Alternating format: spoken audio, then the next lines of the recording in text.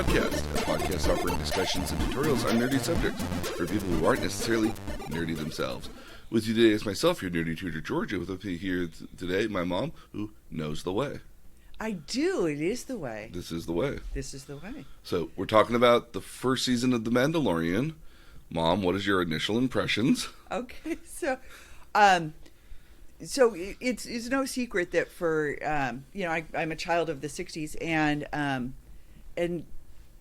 I actually do like westerns. I didn't like them as a kid, but they kind of harken back. And there was a time period in which, not too long ago, the last couple of years, Channel 20 on regular TV, local station, would play a series of westerns on Saturdays, and I'd actually every once in a while watch them because it just harkened back to a day when good is good and evil is evil, and it's very clear cut. So we're talking 1930s, 40s, and 50s westerns? We're actually talking 50s and 60s westerns. We're talking TV westerns. Okay. Which were done in a half-hour format, a lot of them. Bonanza was an hour. But Gunsmoke, I think, was a half hour. I know my personal favorite had Steve McQueen. Mm-hmm. Okay? And that was Wanted Dead or Alive. My other favorite, The Rifleman, both half-hour series that were westerns with very clear-cut evil guys, different evil guys every week, that somehow had to be out-clevered. And so my first impression is, and proved out, I had to laugh when I saw the closing credits. Mm-hmm.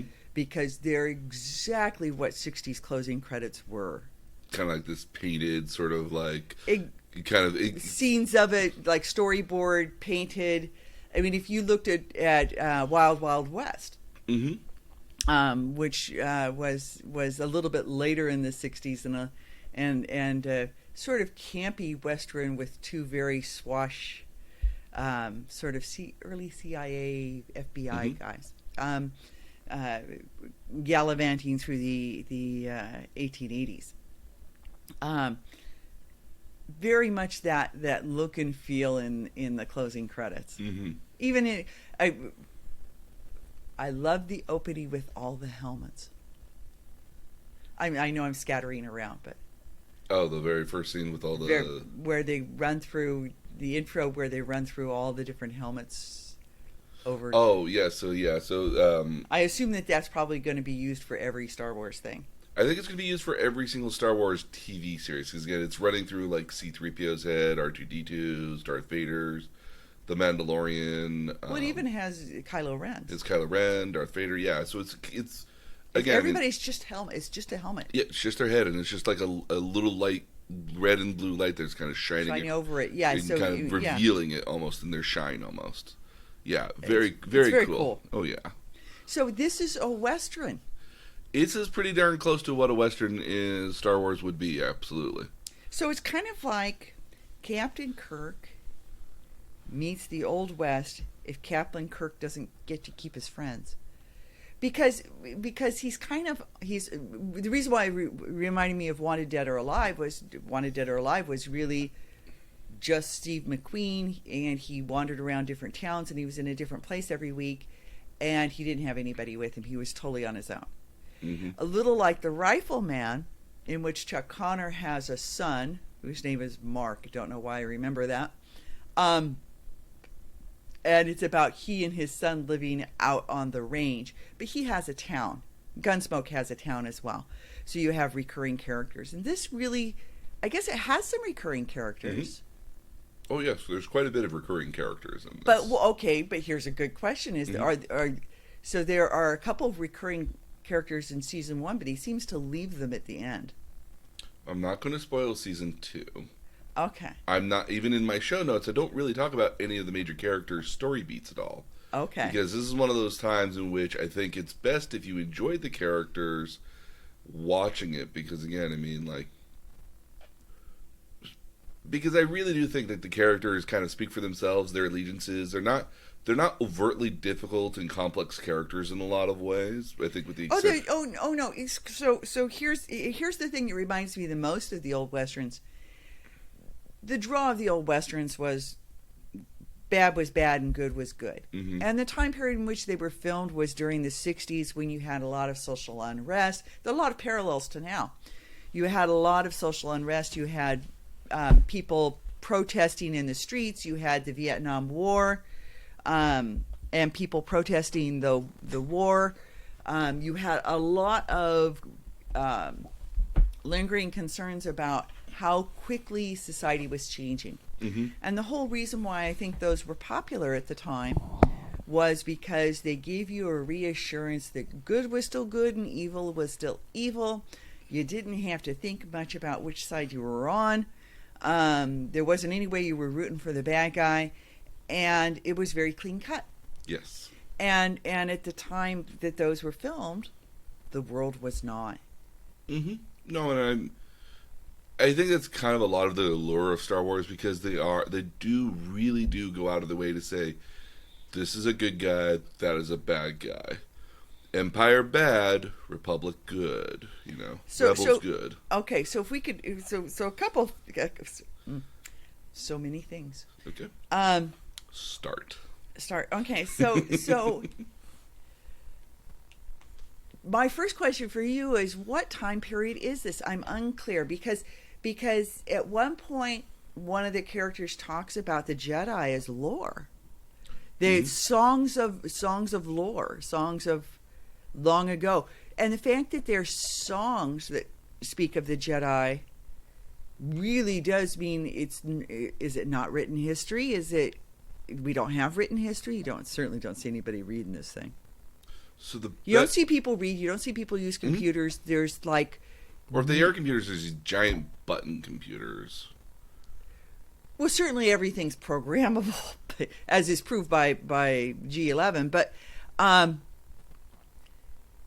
you don't see people with a tablet. No, you don't see any of that. There's absolutely none of that. There's nobody sitting in front of a computer. This is very much the Old West, and it looks a lot like any of the scenes from Star Wars that take place on dusty planets. They have a thing for dusty planets. Mm-hmm. We go to Tatooine. We do go to Tatooine briefly.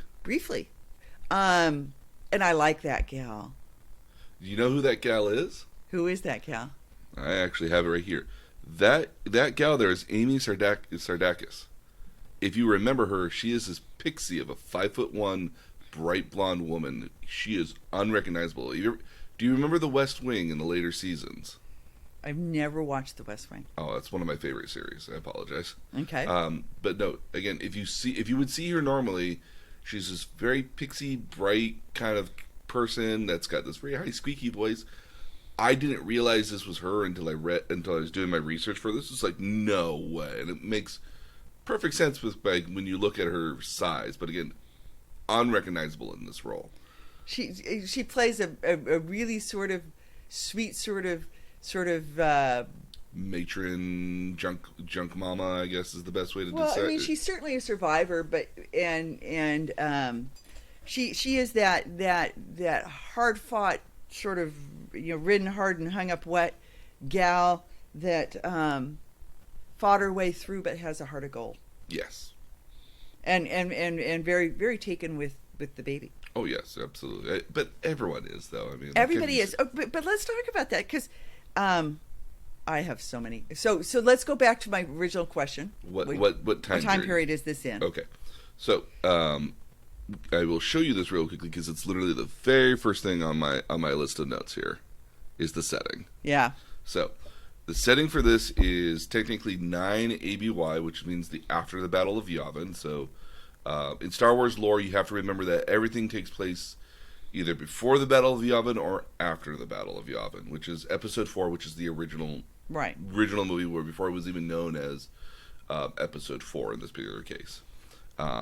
So this is precisely 5 years after the Battle of Endor, which is where the Empire and Darth Vader died at. And for context on this, it's 19... So hold it here. So this is 5 years after the Battle of Endor. Mm-hmm. So it's before the time of Rey and all those other characters, yes. So the Jedi still exist. Yes and no. So to get Because I mean that was what really threw me is at one point the gal who the armorer hmm makes the comment that because he's describing what the baby can do, and the baby is skilled. Oh yes. The baby can deflect flame. It's pretty amazing, but she describes it as something sung of in song, which would tell me that it goes back centuries. So the best way to describe what happened here, and this is one of my little nitpicks of the Star Wars canon that I do complain about for the majority of this, but the best way to kind of think about this here is that gotta remember that in the galaxy alone, seeing a Jedi was very weird, was not common. It's unusual to have ever seen a Jedi, much less seen a lightsaber or known that it even was a Jedi. Well, we're thinking that Luke is the last Jedi, right? Were we thinking at this point like Luke would be the last Jedi at this point? Except for, of course, Leia. Except for Leia, which he trains, and then like he's also started his school by this point as well. So he's got so at this point in time, there are actually quite a few little Jedi roaming around. True, but again, and Yoda's still alive. No, Yoda would be dead by this point. This is Yoda dies in Episode 6. Yoda dies in it. So we are okay. So we're 5 years after Episode 7. Episode 6. Episode 6. Return of the Jedi. Okay. Yes, we're 5 years after Return of the Jedi. Now again, Luke has just opened up a school, so like a lot of these are new kids that are learning to be Jedi, but they're force sensitive. They're force sensitive, yes. But again, you got to remember that. How best to describe this here? So like, a lot of what happened after the Galactic Republic, after the original Republic fell and the Empire came about, was that they went about getting rid of a lot of Jedi knowledge out there. So the temple itself was sacked, and a lot of the knowledge going out there as far as knowledge on the Jedi disappeared. But the books of the Jedi Luke has with him. He has a collection of that, but that's not a common thing around the universe. Okay. We have to kind of remember that like the internet, for the most part, doesn't really exist. You have long range communication, but I mean, like Star Wars didn't have the internet was created when the internet wasn't there, so it kind of presumes the internet doesn't exist. It's unlike Star Trek, where like the ships have Wi-Fi in them, and you can download any. We're on planets, and but you would think, okay, so but the Mandalorian, Mando. We learn his name actually in Episode 8. You do. Do you remember what his name is? Something. Din Djarin. Din Djarin, yeah. So Jedi are a rare occurrence. Again, it's like seeing like it's kind of like seeing a limo. Like if you're in the right places, you'll see a limo a lot of times, so you can see a Jedi. But like if you live out in the sticks, you don't see a limo all that often. So I mean, like, well, she talks about it as songs are written. Yes. And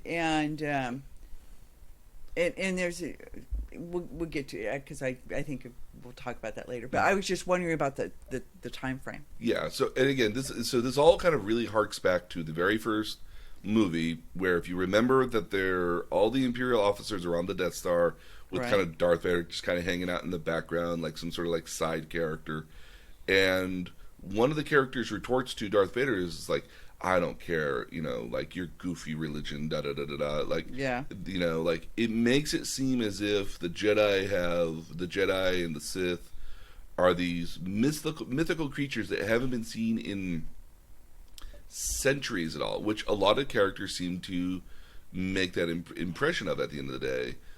But we have to kind of remember that it's only been, realistically, by the time of the first movie, it's not even been 20 years. It's been 19 years since the Republic fell and the Empire took over. And like Jedi were all over the place, and now are just kind of like literally like a handful of Jedi exist in the universe by this point. Okay, so let's move past that and talk about. when you get to the first dusty town, it's a dusty town. It's a dusty town. It looks like, again, something out of Morocco today. There are towns like that in Morocco today. Yep. Been to them. Could show you pictures. But when you get there, there are stormtroopers. They're kind of. The armor is dirty and dusty and obviously poorly cared for. It's not crisp and white. No, it's as if they haven't been it's like the car hasn't been washed in a couple of years. Right. And so I'm figuring it's been real time, but you're telling me it's only been 5 years. So again, it's been 5 years, but again, it's like a car who hasn't gone through the car wash in 5 years. But when you get to episodes 7, 8, and 9, you have stormtroopers in stormtrooper gear. So one of the things you have to realize about the setting here is that the setting is also in what they call the Outer Rim. Now, famously, almost the entire original trilogy, from Tatooine, Dagobah, Hoth, Endor, Outer Rim, all takes place in the Outer Rim, and the Outer Rim is like the Wild West. Now, when the Empire was in its heyday here, by the time of episode 4, they were literally trying to get into the Outer Rim to control all of it, because as much as the Outer Rim existed, the Republic had like outposts out there, which were more like, hey, if you need the Republic, we're here, versus the Empire is like, no, we're here and we're taking over the Outer Rim. Okay, so when this takes place, the Empire is gone. The Empire is gone, but all their stuff remains. And the New Republic is... The New Republic is, at this point... Forming? Filling the void? It's starting to fill the void. So again, it's been 5 years, the Republic has been set up, and they're in the process of trying to... So the rebellion still hasn't won?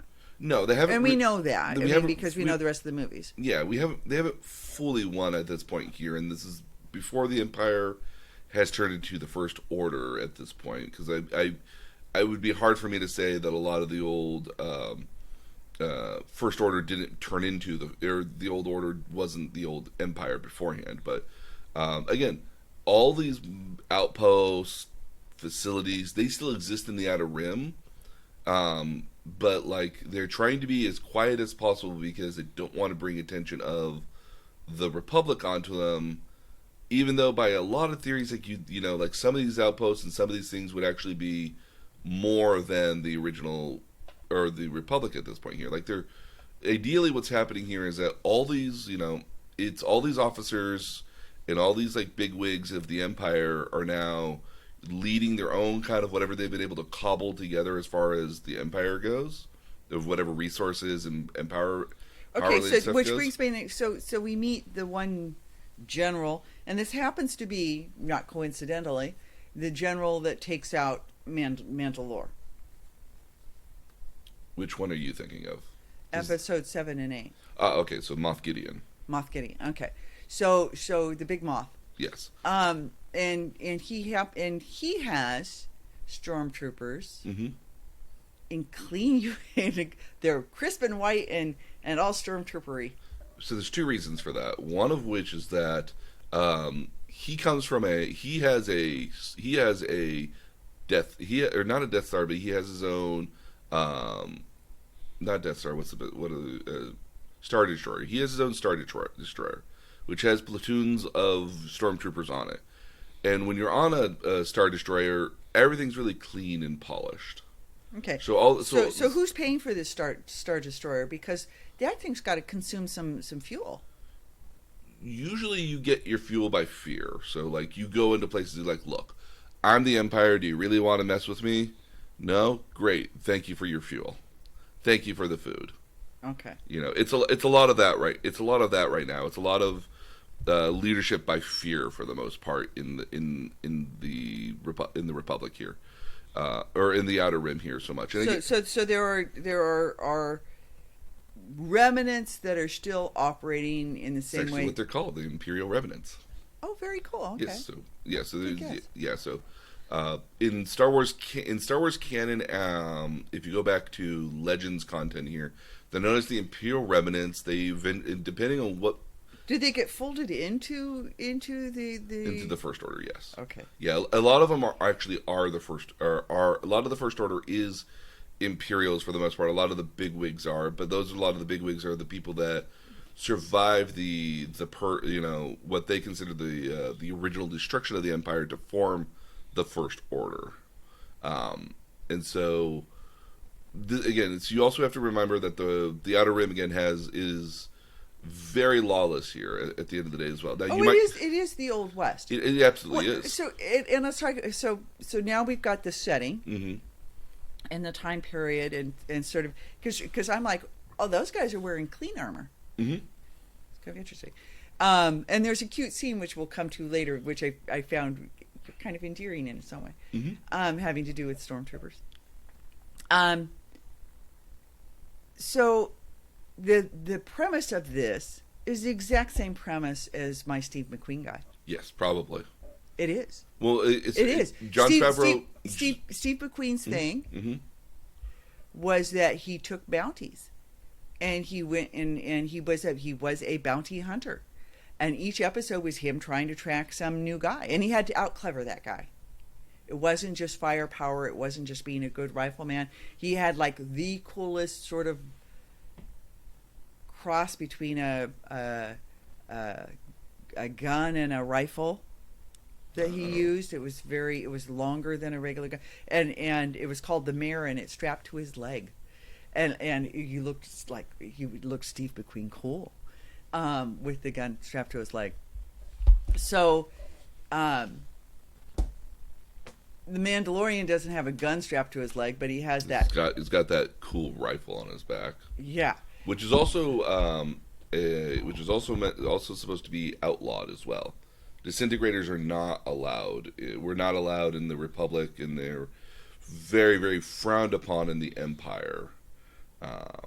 but we're not in the Republic, and we're not in the Empire. We're in that time in between. We're in the Outer Rim as well. We're like, who cares what the laws are? Like somebody has to catch me first. But you have so much like Steve McQueen is making his money with getting bounties, bringing people in, dead, as the title said, wanted, dead or alive. He always made a point of bringing them in pretty much alive. He very rarely ever killed anybody. And the Mandalorian seems to be kind of the same way. He does eventually kill people, but he really would prefer not to if he didn't have to. A lot of the bounties are better served if they are alive. So again, freezing in carbonite is a great way of catching a person, but also is a great way of capturing a person and having them not try to wriggle around in a cell where you can just kind of encase him in carbonite. And well, he's not a danger to you if he's encased in carbonite. He's not going to bother you. So that's there you go. See, look. See, he's pulled up Steve McQueen here. This is like a half rifle almost. It's a rifle. It was really cool. It was rifle. called the Mare, and it was a cross between a gun and a rifle, and it's straight. See the thing strapped to his leg. Yep, that would be his holster for it. Yeah. Yep. It was cool. It looks cool. So it to me it's sort of a space age knockoff. Although I have to tell you, the towns he's going through really don't look that different. No. Yeah, no. The Mandalorian is literally going through towns that, like, if you put no amount of leaf blowers there will fix that dust. Yeah. Well, and it's all the same sort of sandy color, and there's no color in these towns. It's a modular version of brown. Yeah. So yeah. So a sort of a knockoff of Wanted, Dead or Alive. Yeah. As it starts out. And Jon Favreau really did point to Akira Kurosawa and Clint Eastwood Western movies of the 50s and 60s, 40s, 50s, and 60s variety as kind of this sort of version of the worlds that they were going to be at. Which is not uncommon because, again, I mean, like a lot of the Tatooine, a lot of the futuristic stuff that George Lucas was creating was very much in a sense of trying to also, again, mimic westerns and samurai films of the time as well. So this is very much a part of the DNA, I think, of Star Wars at the end of the day here. It is, except the music is a departure from it. The music's not as Saturday matinee-ish. No, yeah, it's still very classical, but it's very kind of like grungy, a lot more like bassy guitars instead of like violins and brass. It's very kind of like grungy, I guess is the best. Yeah. Would be my best way to describe it. I mean, it certainly goes with the. Mm-hmm. So, much like Star Trek, he does go to different worlds. Yes, he does, because he has to collect those bounties. He has to collect the bounties, except and he works for the guild. He works for a guild. Yes, it's a bounty hunter guild. It's a bounty hunter guild. There's multiple bounty hunter guilds. This one. Are there? Yeah, the universe. I didn't understand that. Oh yes, the universe has multiple bounty hunter guilds in them. This one just happens to be the biggest one in their neighborhood. It's like gangs. Like there's lots of gangs out there, but I mean, like, well, it seems to be an honor to work for the guild. Oh yeah, again, being a bounty hunter is not a desired profession, but it's still a very much feared and kind of semi-prestigious profession.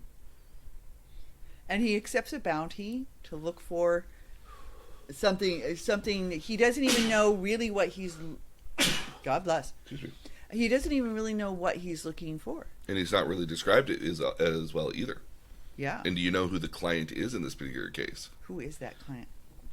So the client, which only ever is described as the client, this is Werner Herzog.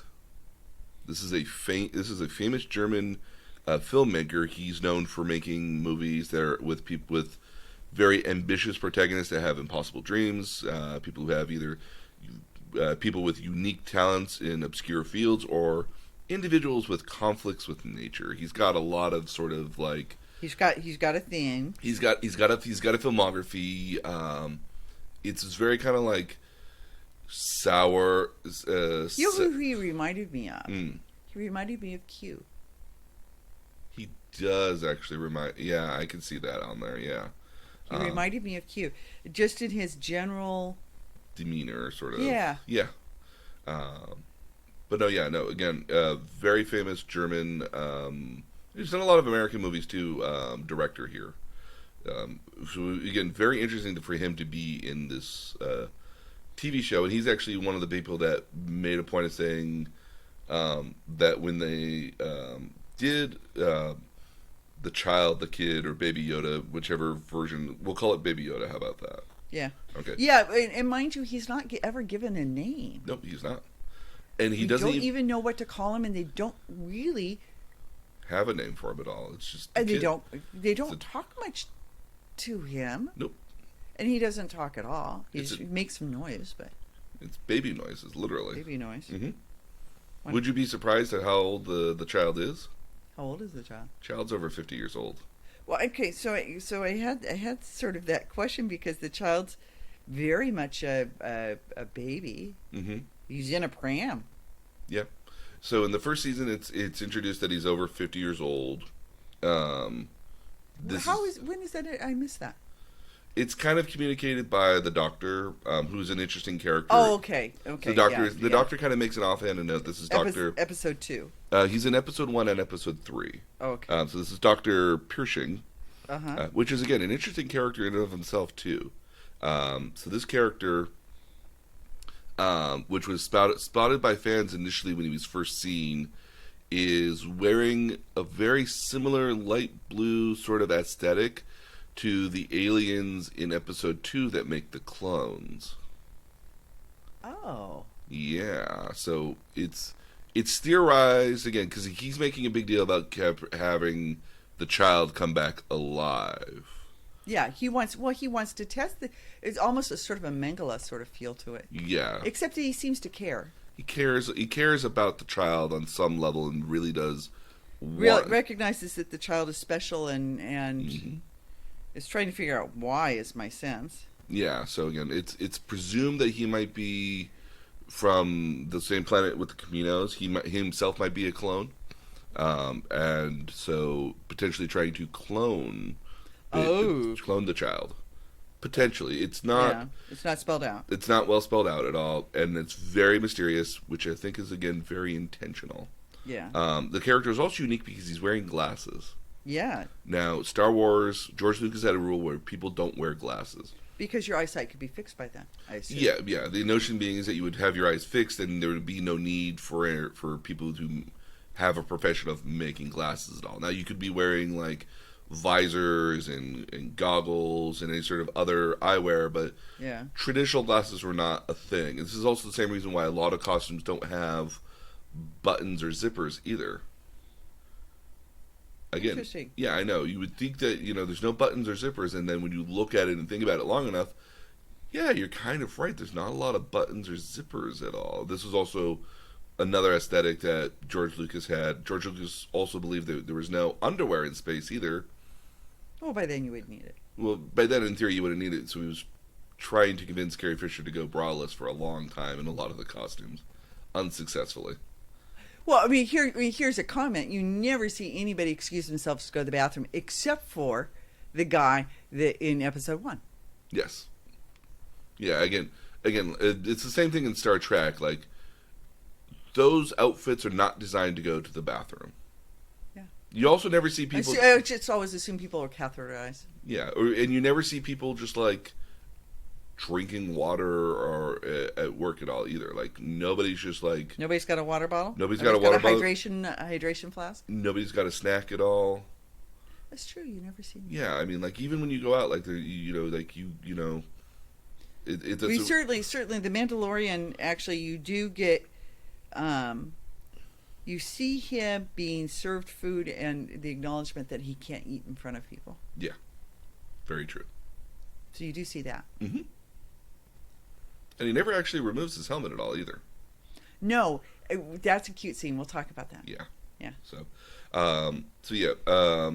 keep in mind that the pedigree that's going into this here is Jon Favreau. He's a veteran of the MCU universe here. He previously directed Iron Man 1 and 2, and then has been an executive producer for anything that's involving Iron Man in MCU. So that includes Civil War, Age of Ultron, the Avengers. So is he kind of jumping ship going to the other franchise? No, because again, it's still all in Disney. He's actually previously, his last 2 major movies have been The Jungle Book in 2016, the remake of The Lion King. And The Lion King, yeah. I know him from The Lion King. Mm-hmm. Yeah, so he's been in the... Just didn't need to be done. Yeah, but I mean, like, if you're going to make a movie, like, you're going to make, if Disney wants to make a movie, Disney's going to make a movie. Yeah. So, if Disney wants to monetize, they're going to monetize. Mm-hmm. Sorry. Well, actually, in this case, they didn't in one case. So going back to Baby Yoda here real quickly, it was actually on the set of Lion King in 2019 where Donald Glover was... Donald Glover, or what's the... Something Glover, I can't remember. Daniel Glover, yeah. So, who was, I think, Simba in the movie. Mm-hmm. Was talking to Favreau and said, like, I love, like, they don't do surprises anymore in media anymore. And he related that to, like, Beyonce just dropping her album out of nowhere. Yeah. And a lot of his stuff is also, he's made a point of not announcing it beforehand before he does anything. So when the first episode of The Mandalorian came out, it wasn't until nearly a week later they actually started talking about Baby Yoda. They did not include him on any promotional information. They didn't include him in notes. They didn't know behind the scenes information. Nothing about Baby Yoda. They left it as a pure surprise until an entire week after episode 1. And so nobody knew about it coming out. And that was actually a decision that Bob Iger, who was the CEO of Disney, right, agreed to. Well, okay, so here's the whole thing follows sort of. He's a bounty hunter. He does accept bounties. I mean, after episode 1, he really doesn't accept bounties. Well, because he is a bounty item of himself. Yeah, he is his own bounty. So he captures the item that he's sent for. He doesn't understand what it his is. purpose is at all. But he does. You see him on the ship, and the baby has taken the knob off of something and Mm-hmm. is playing with it, and they have sort of a conversation, and he's obviously not a baby person. No. A line that comes up later, actually, out of somebody else, but um, he. So you don't really necessarily understand how they bond, but they do. Yeah. It's a weird kind of thing. But when he surrenders it afterwards, he says, "Well, what are they going to do with it?" Mm-hmm. I don't know. Not your concern. You're supposed to forget. Yep. Once you. And again, that's Garth Karga here. That's the leader of the guild. Right. And this is after he comes back with his new shiny armor too. Yes. So he has beat up armor when he starts, and then the bounty for this is so much. The Beskar armor. Beskar. Well, it is bars of Beskar. Mm-hmm. Yep. And he takes the bars of Beskar, which are worth all sorts of money, and has new armor made because his armor has in getting The kid has been like beaten up dramatically. right, and in order to get the kid, I mean, just that process. I love Krill. Yeah, the Unturg. He is marvelous. What a noble person. Played by Nick Nolte. I know that's who voices him. Mm-hmm. Yeah, and so but what a wonderful. Truly cool role. So, and I assume he's really dead because all you see is his helmet. He has not appeared in episode 2 in the second season that I can confirm. Yeah, I think he's dead. I believe he's dead too. Yeah, but I mean, he helps him for simply clean up my town so I can live peacefully. Mm-hmm. And they both recognize in each other this sense of duty and honor. Mm-hmm. That allows them to trust each other pretty completely. Oh yeah. Again, it's a lovely relationship. I find that the Mandalorian is very like trust but verify sort of thing. Like I'm going to trust you, but that doesn't mean I don't have my hand on the trigger. But with Krill, he really doesn't. No, he doesn't. Absolutely, yeah. They have an absolute trust. Mm-hmm. That's actually very sweet. Yeah, very endearing and kind of like an uncle-ish sort of trust or bond almost. Not fatherly, but kind of like an uncle or like stepbrother. Or yeah. I think an uncle is a good because he's certainly older. Yeah. Krill is certainly older, mm-hmm. but I think it just their sense of honor and duty speak to each other. Oh yes, absolutely. And I was very very touched by that. Mm-hmm. But the other thing is G11. He pairs off. He hates droids. That hasn't been explained yet. Yeah. So it is actually a little bit. A little bit. Yeah, so he hates droids. It comes up. So IG-11 is played by a guy named Taika Waititi. Uh-huh. He's the guy who directed. He's the guy who, before moving to Thor Ragnarok, was one of the principal individuals on Moana. Well, and I noticed he directed episode 8. He also directed episode 8. He's actually signed on and announced to direct the next live-action Star Wars film. Because they do a cool thing during the closing credits where they show people's names over sort of a drawing of their characters. Mm-hmm. And so at that point you kind of recognize names. Mm-hmm. Yeah. So the Mandalorian is a survivor during the Clone Wars, and his planet was attacked by the Separatists, which were the droids. Oh, okay. So that's, all right, got it. Yeah, because they do go through that. Yeah. So again, it's not well hinted because at all, but that's the reason why he doesn't like droids at the end of the day. Okay, I somehow hadn't made that connection, but you're right, because you do see that scene. Mm-hmm. He absolutely hates droids, but he pairs up with a hunter droid. So the IG series of droids were a series of droids that were created by the Separatists. They were originally these kind of lancer droids that would like be on bikes and would have a lance on them, and they would attack people by like just skewering them on a lance on an open field, kind of like jousting, I guess is the best way to describe it. Yeah. this particular series of IG droids are actually about a dozen or so that rebelled against their creators and disappeared into the galaxy. They've got kind of a semi hive mind thing kind of going on where they're communicating with each other constantly. But that particular droid is sent to look for Baby Yoda as well. Yes, because they're all bounty hunters as well. That's how they make their money. Okay, so he shows up and IG-11 is there. Yes, because again they're bounty hunters, and he's a bounty hunter, and the whole town is full of the little town that they're going through is full of bounty hunters, all looking. They're all trying to get into this like citadel. Yeah, they're all looking for the same target. Oh yes, no, there's a big reward out there because again, I mean, like it's. And the bounty's been given to, like, how many of them? How many of them are there? Well, again, I mean, like, it's been given to kind of everybody because again, like, it's such a desirable target at the end of the day, and because it's worth so much, you know, that's why you go to the guild initially, because, again, guild's got... They've got all the bounties. They've got all the bounty hunters, yeah, and they've got all these people out there. Steve McQueen used to go to the sheriff. Yeah, so, again, kind of similar sort of thing there. Yeah. But yeah, everyone's got a puck for this kid at the end of the day because that's, you know, because it's a big win. Now, whether you cash it in or not is a completely different matter. Most people won't cash it in at the end of the day, much less, you know, survive the aftermath of it. But again, I mean, like the Empire, you know, but like that's the, you know, it's a, hey, this is something that could happen. You could win big. It's like a casino. Yeah, it is like a casino. You could win big.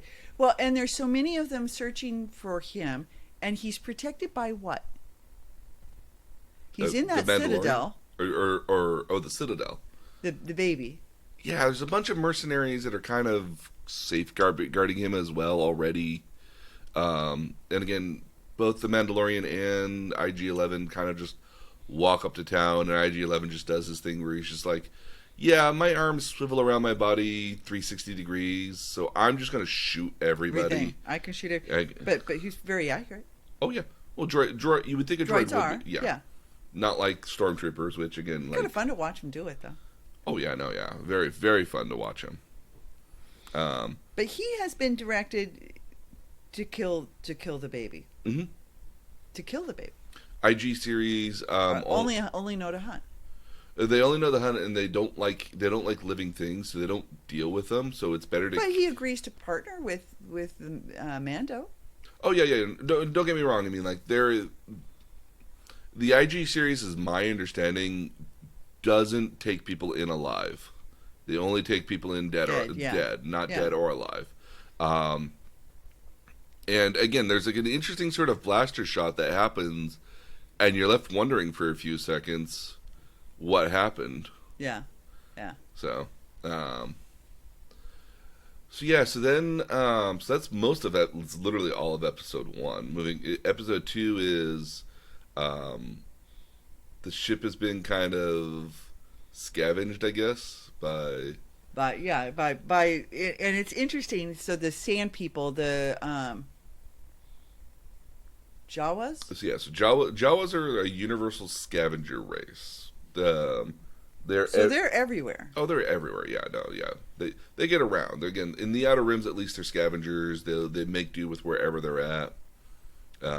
Not unlike humans, but yeah. But so yeah, they've basically gone to the Mandalorian ship and decided, hey, free parts. Well, we've seen them do this before. Mm-hmm. I mean, in the movies they do this. Oh yeah, in the movies. But again, I mean, like, it's the Mandalorian ship. You assumed it was parked in a place where that wouldn't happen. Yeah. Well, they roam around on that boat thing. Yep. Ideally it's known as a sand crawler, but I guess it could be repurposed. It looks like a boat. It looks like a boat that travels on land. Shaped like. It doesn't have a sail. No, but the bow is. Yeah. I know. It's got a bow. Yeah, it's got a bow. It's, you know, if it got into water, it would probably float. Yeah. So, yeah, and so this is where you really kind of get to really see the rifle in action too, because the rifle, beforehand you just see it for like its kind of electrical shockiness of it. Yep. But then you see it actually disintegrates things, and you're just like, well, now I know why he holds on to that. Yeah, that's a cool trick. Yeah, because all you ever see him is just as like it was just his sidearm blaster. Yeah. Which was also the case for like Jango Fett as well. Jango Fett only used like sidearm blasters when like you think like you would have like this impervious armor that you would carry around, like you would just kind of like you'd be a tank and you would just kind of take the shots at a certain point and just carry like a more heavy repeating style tool like in Rogue One, like the one guy who uses that. You would think you would think that would happen, but oddly they don't. It's interesting. This is also where you get to see that, like, yes, this is a Baby Yoda. It does have force powers, so it literally lifts up the creature. Yeah. So the mudhorn. I think it's a mudhorn. I guess is the best way to describe it. Yeah. I don't remember I literally was just watching it here over the last 2 days, and I completely forgot what the title of this. I believe it's a mudhorn. Okay, I'll go with that. Yeah. So and it has a horn, and it's big and ugly. Big and ugly. It reminded me of the sort of the creature in Galaxy Quest. Yes, I can see that. Yeah. The Gragnak. I believe that's what. Yeah. In Galaxy Quest, but yeah, it's big and ugly, and the baby just lifts it, and then falls back exhausted. Yeah. Again, so I'm not. And sleeps. Mm-hmm. And at one point he worries that it's been sleeping for quite a while. So the best way I can really describe the child here is that, again, from promotional information and the series, he's over 50. It's over 50 years old. Whether it's a he or she is not defined. Well, not defined, but I think a lot of people think it's a he at the end of the day. Well, it doesn't have a whole lot of what we would think of as feminine. And okay, so as long as we're bringing up gender here, I will say, women are still featured as generally nurturing. Mm-hmm. You see that in the next episode. Mm-hmm. But at the same time, women are very much featured as equal. There isn't any bias against fighting with a woman. Nope. You wouldn't fight any differently against a woman. The leader of the Mandalorian sect there that they have is a woman. Who again, this was Emily Swallow. She was Kim Fisher in The Mentalist. Oh, okay. Yeah, I don't know the series, but I've seen pictures. I like The Mentalist. I've seen pictures of her, and it's like, oh, such a pretty woman, and you never get to see her face. You never get to see her face. And we'll talk about The Mandalorian as well. Yeah, Pedro Pascal in a couple of minutes, but I thought it was interesting because at that point I went, you never see a female form in stormtrooper armor. Are there no female stormtroopers? Kind of know there are, right? Okay, so is gender neutral armor that somehow women bind themselves to get in? I'm putting it out there because women, because in the Star Wars series, certainly you have Princess Leia, you have captains of ships that are women. Mm-hmm. So women are accepted as equal, but they're not stormtroopers. Are they not stormtroopers? We don't know. So, the best way I can really kind of think about this here is realistically is to go back to the original Star Wars, and like a lot of like your soldiers, your line level soldiers were men. I mean, like you in the original series of movies, you rarely ever saw women in any sort of positions of power, or rarely in as Imperial soldiers. Like occasionally you would see like a woman who was a like low level sort of like ship thingy in the background, like, oh, this person's in charge of the engines, or this person's in charge of the shields, or not as commonly as that. I think obviously as time has progressed, they've gotten more in there. I mean, you have Captain Phasma from the next series, which is very much a woman. Mm-hmm. But her armor would not portray it as such that she's a woman in most cases. I mean, I think the chest area is maybe a little bit bigger, but not by a whole lot. And it isn't highlighting the female form. No, it's definitely not highlighting that at all. And again, if you didn't hear the voice, I mean, like you wouldn't know it was a woman. Yeah. And a lot of the stormtroopers, I think, are it's confusing because it's not well described where the stormtroopers come from. A lot of people used to think that the stormtroopers were just clones that were repurposed into stormtroopers, but they've made a point of saying that that's not the case. Well, okay, so here's the scene I found. It was cute. So I mean, I think in talking about this series, because we're hoping people will watch it, I don't think we break down episode by episode what happens. No. Just generally refer Some to of the it. highlights, maybe, but Yeah. not the episodes. But one in is it episode 7? Maybe it's episode 8. Episode 8. Two stormtroopers are on their speed bikes, talking, and that's one of my favorite scenes. Oh, it's a great scene. They have picked up Baby Yoda, who they've killed Krill. Yes, makes me sad. And they've picked up Baby Yoda, and they now have Baby Yoda in a satchel. And the one guy keeps hitting Baby Yoda whenever Baby Yoda's outside of his shell. Yeah, he's in he's looking like a rucksack or something. Yeah, and he keeps hitting him in the head, and the other guy just wants to see it. He wants to see what it is, and he keeps asking him questions and pestering him. You just want to see it. Well, yeah, but we haven't heard from it. It hasn't made any noises for a couple minutes. Well, no, it's been about a minute. No, it's been more than a minute.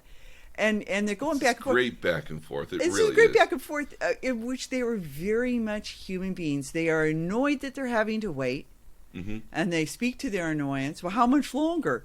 And in that tone. Are they even again? And they're very much just regular guys in stormtrooper outfits. And the sense that I always had prior, and Finn is the first time you actually see a human being underneath a helmet. Yeah, that you make that to me, that's there's a logical. He takes off his helmet, and you actually see that it's a person, and he's impacted by having seen death. Yes, and that's really the first time they sort of break that wall. And in this instance and you see this a little bit in earlier episodes of The Mandalorian, where they're just kind of hanging around, and the body language is very just sort of slack. And I'm doing a body thing, you like you can see it, but there's the body they're language leaning up against the walls. They're not like at attention, looking like they could be smoking a cigarette. They got They look like GIs in the Korean War. Hanging around. Yeah, they're just kind of hanging around. And you're seeing them more as humans, but they're in the dusty, dirty stuff. And these are guys that are in the nice, clean, working for the top guys. They came from a starship where it's clean. And they're clean. And they're just having this very normal dialogue.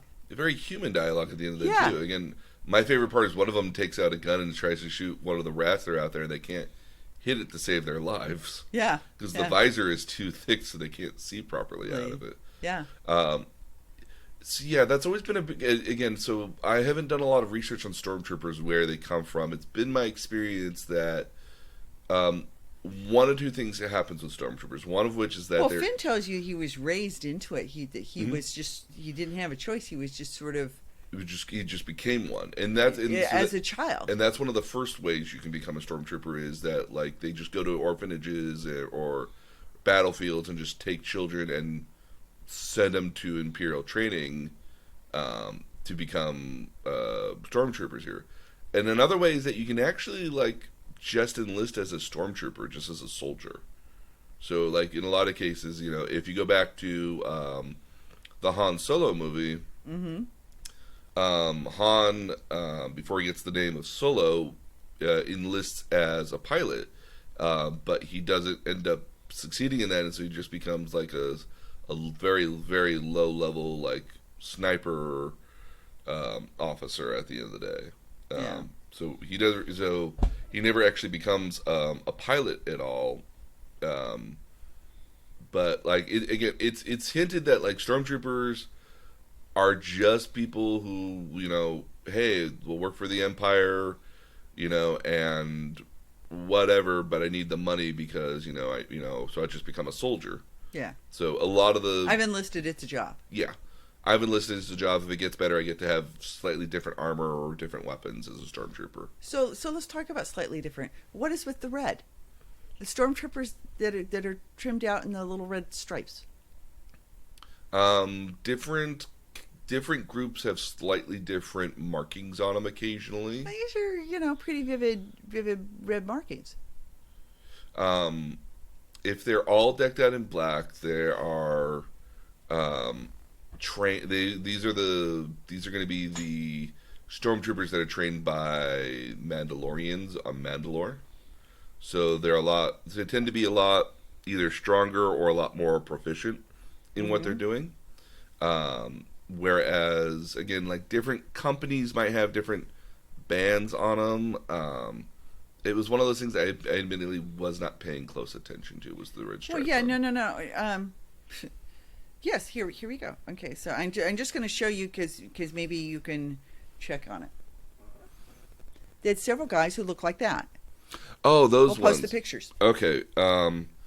So again, there's various armor cores of stormtroopers. So not unlike so like if you incinerators, they're incinerator stormtroopers. Yes, because they're like flamethrower guys. Okay. So yeah. So again, yeah. So they have slightly not. Yeah. So okay. So in that particular case with the red stripes here, what those stormtroopers are is those are different classes of stormtroopers that have different stuff here. So like if you look back to if you go back to episode 4 where you saw like some of the stormtroopers had like extra stuff on them, like one of them had an extra shoulder and they had like a backpack on. Like there's different varieties of stormtroopers. So you have like your line level basic grunt guys. You have guys that are like flamethrowers, guys that are sharpshooters. Well, they bring in the flamethrowers, so so now I understand he's an incinerator. Yeah. And by the way, you can get the 6th scale figure for $228. Oh yeah, not cheap. No. None of these really are. I mean, like so. Just saying there. No, so, again, because you see him, and I wasn't quite understanding what he was, but now I do. Yeah, so again, some variety of so like you have snow troopers, which are the guys who are at Hoth as an example. Yeah. So you have some variety of stormtroopers that are based off of like have some additional markings on them. But sometimes you might just have stormtroopers that are just like a part of a different company sometimes, and depending now that we're kind of in the wild west of the Empire here. Yeah. You can have some customization on it a little bit, depending if the company will let you or not. But generally, the all-white look is the preferred one. And actually, going back to that, do you know why all these guys are in perfect whites as well?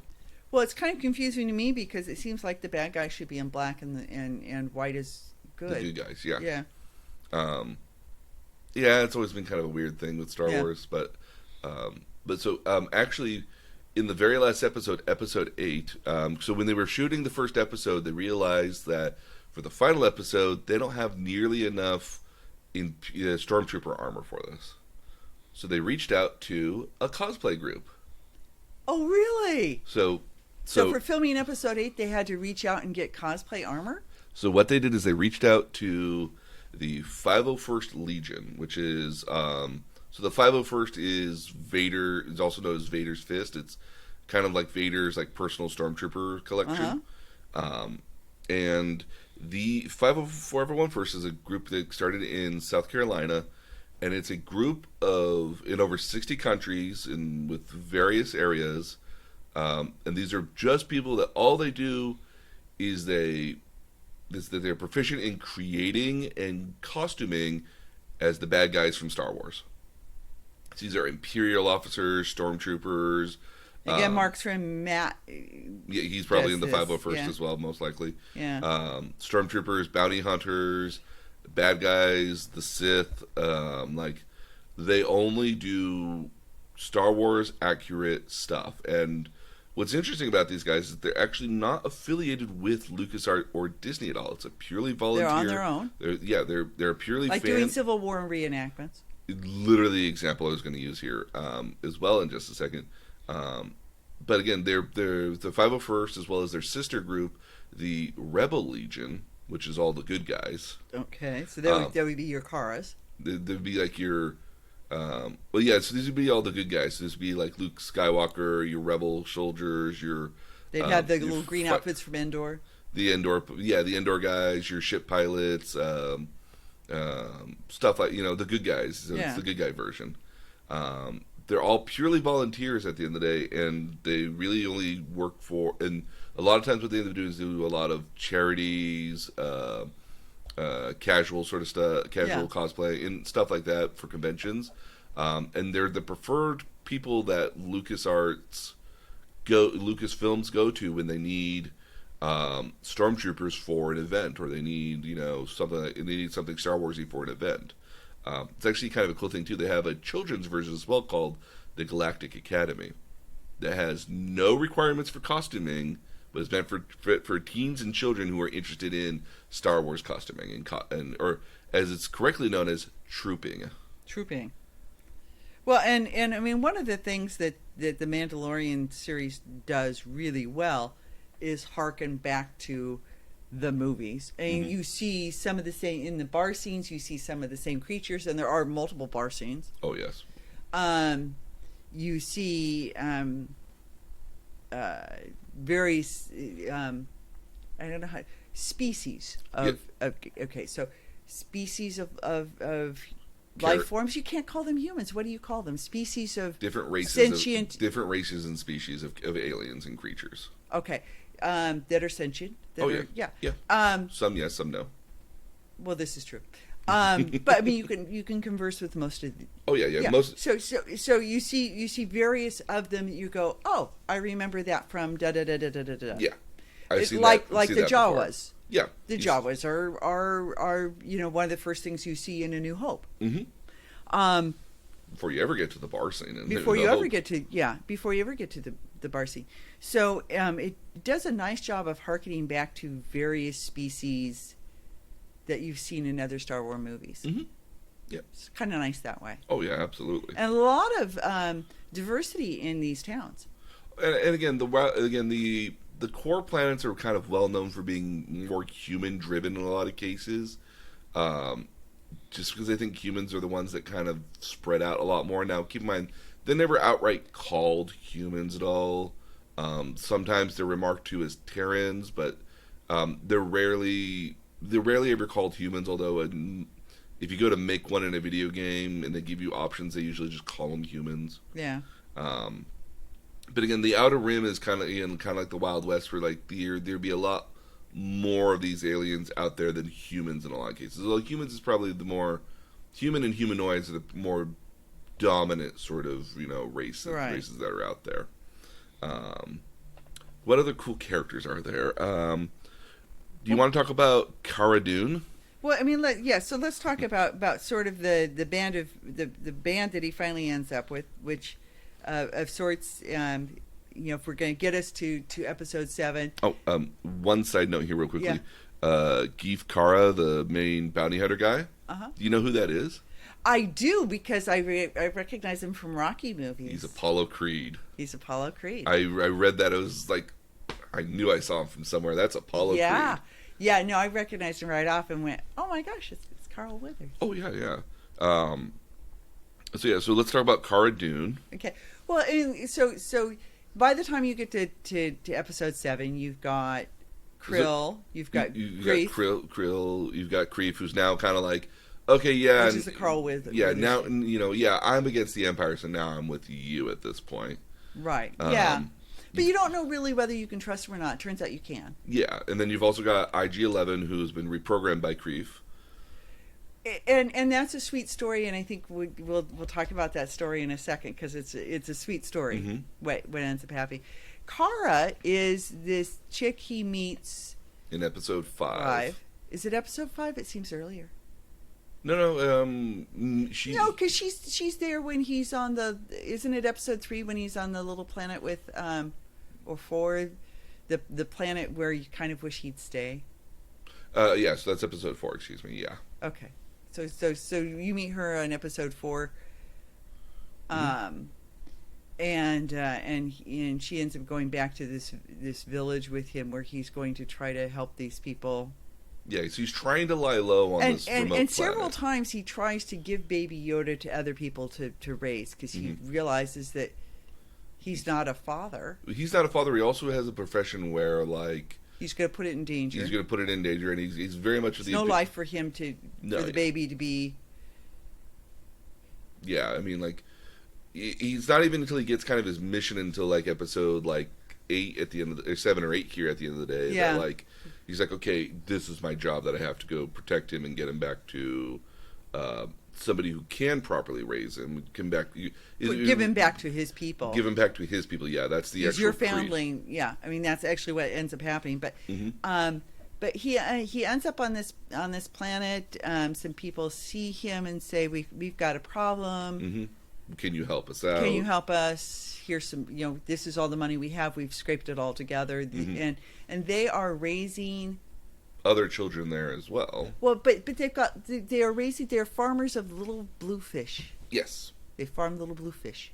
You farm what you got local. Yeah. They farm little blue fish, pretty shade of blue. And they live in huts, and they live a very simple life farming the fish way out from town. They've got a little forest near them. It's a nice little settlement. It's not technically advanced. It's nothing crazy, but it's also like the middle of nowhere. It's the middle of nowhere, but there's no technology there really. It's where if there is, it's minimal. It's very minimal. So it really is sort of hearkening back to a different time, a different life, and kind of third world country-ish, kind of. Yeah, but they're huts. I mean, they're huts. Yeah, but it's mud like floors. It's like third world if you were in New Zealand. Yeah, there you go.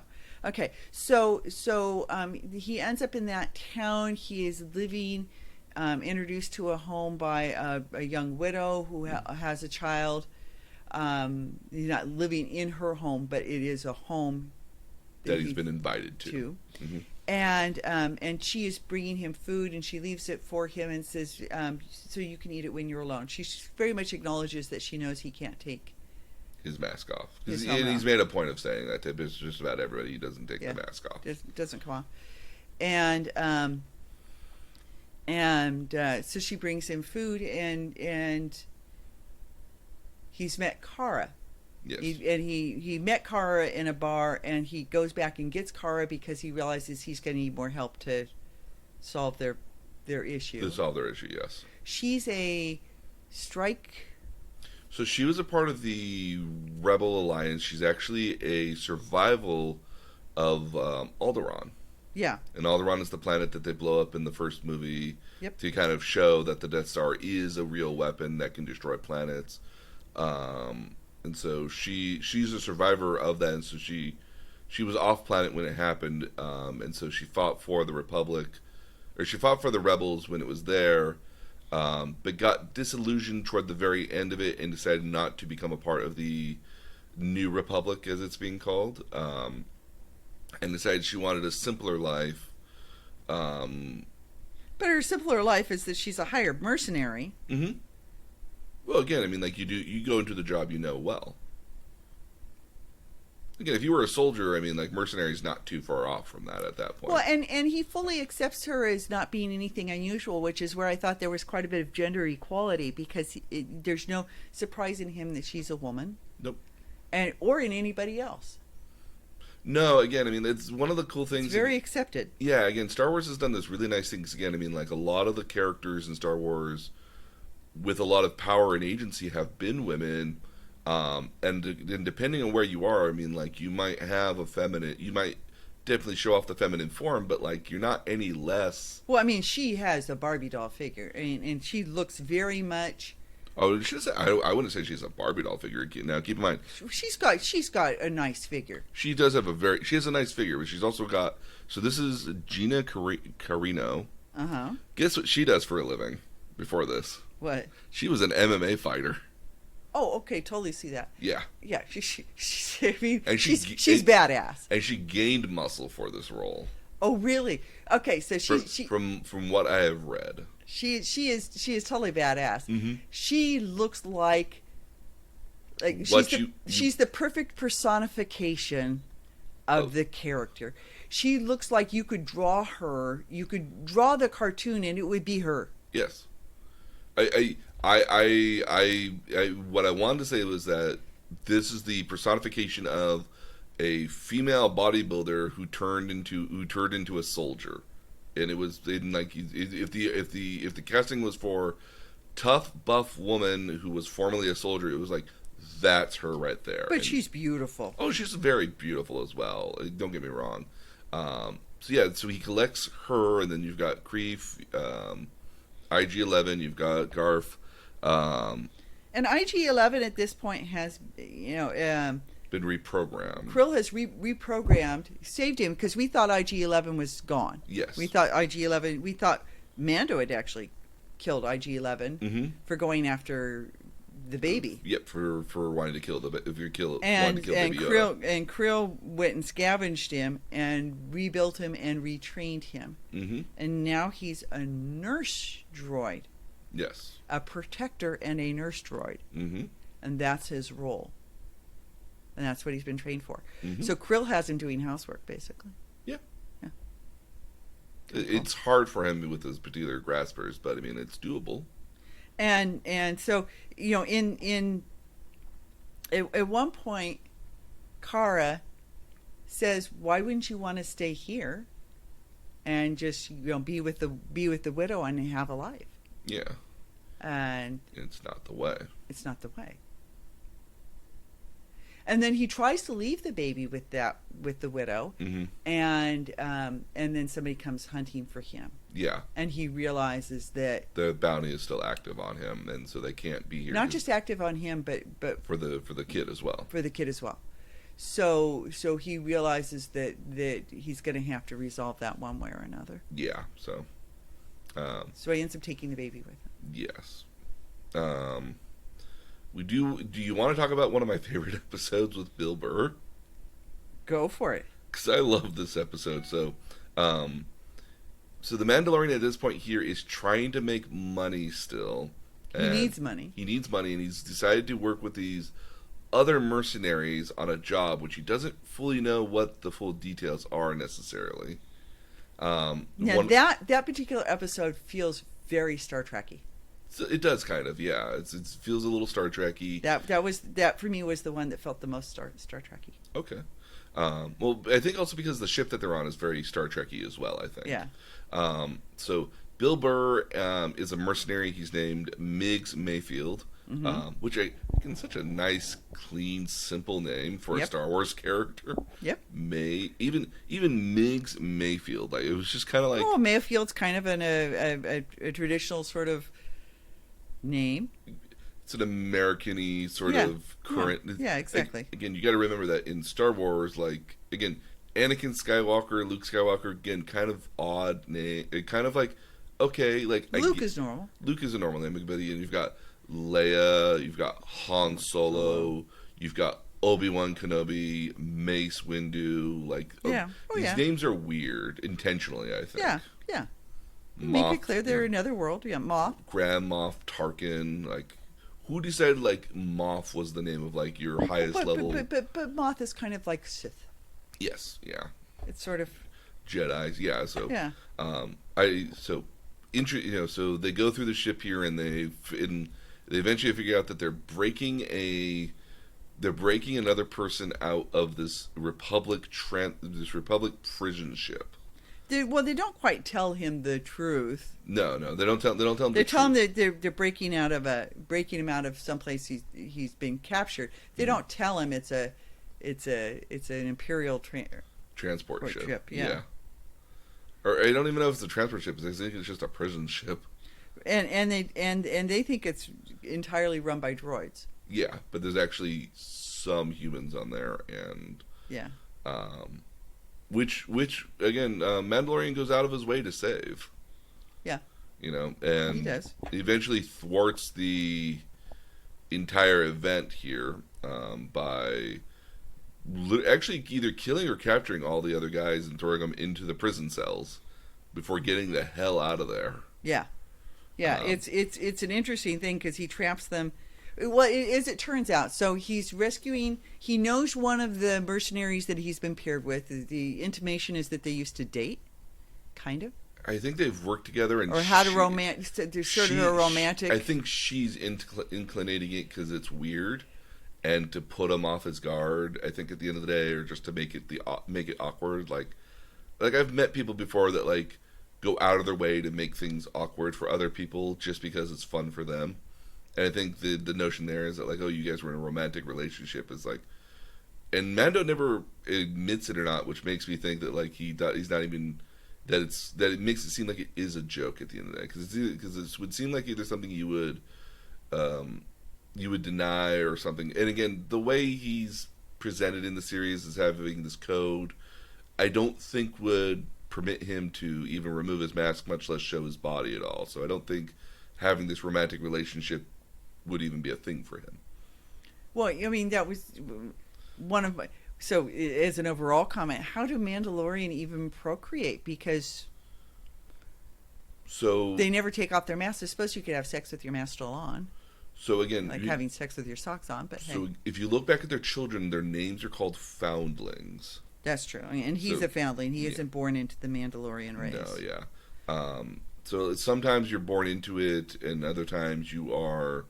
and I could see being born into it by somebody who eventually did take off his mask and retired of sorts. Mm-hmm. Or potentially two Mandalorians together even.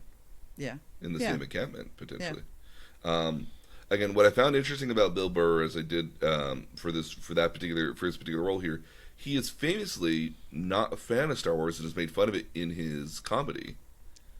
And he was only ever suggested a role by Jon Favreau because he thought it would be amusing. Yeah. And at the end of it here, though, he made a point of saying like he was really impressed with the writing and with the filming of it as well. Because the way they filmed The Mandalorian is interesting because they didn't use a green screen at all. They film it in Castle something Studios or... So yeah, there's a studios that they film it in, but they film it in this really kind of interesting set. So I'm going to present this video to you here. So traditional. Okay. So right now we're seeing like the Avengers in traditional green screen sort of background. Yeah. But The Mandalorian doesn't do that. However, it's shot in this circular room essentially where they can project the background onto the walls and move underneath him as well. Oh no, the bottom set is standalone, but okay. You can project it onto the walls, and so depending on how you aim the camera. Oh, we're looking. We just saw some beat up Imperial armor. So yeah, so this. That's cool. So yeah, the before and after with blue screens. Yeah. So the Mandalorian though is shot on this set where it's this where the background moves by how the camera moves, and it's actually based on like VR technology. Well, and they're showing an old James Bond sort of done the same way with the driving scene. Yeah. So so I'm going to so I'll share this video online because again I thought that's pretty cool. Because the way they film it here was very, very cool here. Because and one of the things that impressed me is the episodes are not all the same length. They're within 10 minutes of each other, but they range anywhere from 30 to 40 minutes, maybe 32 to 30 to 45 minutes, give or take. Yeah. So they're within a 10-minute range, but they basically take whatever time they need to take to tell the story, which I thought was kind of nice. Yeah. So they don't fill to make it longer. Nope. They don't cut to make it shorter. So I thought that was actually kind of nice. They filmed what was necessary to get the story across. But, I mean, it struck me with all the different backdrops, because you see them on sand dunes, you see them all sorts of places. Forests, icy planets, and stuff like that. Yeah, that this would be expensive, terribly expensive to do if you were actually on location. Yeah, but they were never on location. Yeah. I think they were maybe on location in maybe one or two different places that would need to facilitate being on set. Like, I think... Well, I mean, I think if you could probably do it in California, then you could probably do it. Yes. And there's a lot you can. I mean, MASH was filmed in California. Mm-hmm. It's filmed in the San Bernardino Mountains. Oh yeah, no, there's a lot of stuff filmed in San Bernardino Mountains. And at Joshua Tree and places like that. So, and you're not that far from Death Valley either. Nope. So you do have access to some things, but it was done. It's done making use of a lot of different sounds, settings, and sound stages. Yeah, you go into a sewer. You go into a lava river. Lava River's pretty cool. Oh, they're very, very cool. But again, trying to make all these sets would be very expensive, and so this filming style or the setup here is actually kind of unique in the sense that you can do multiple scenes in multiple locations without ever actually having to change where you are at all. I mean, I think the only real major sets were the ship at the end of the day.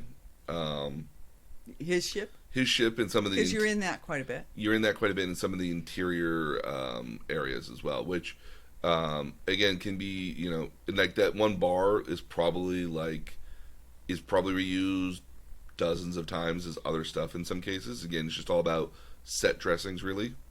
They make a good use out of just like two different hallways and a room as different stuff here, because I know one of the rooms is like a storage room, but it's the same room that was the medical room here, 3 scenes earlier. Okay. So, very cool use of the uses of space here. The one guy we really haven't talked a whole lot about is the Mandalorian, so I don't know. Himself? Yeah. You do know who he is, though, right? I do know who he is. So let's talk about IG-11 and end with Mando. Okay. Do you want to talk about that scene? So IG-11. So Mando hates droids, and he's very clear with everybody. And when Krill reprograms, Krill actually has to convince him that it's okay. You can trust him. I programmed him. You can trust him. And he's been programmed to protect. And Krill tells IG-11, "You're going to take care of the baby.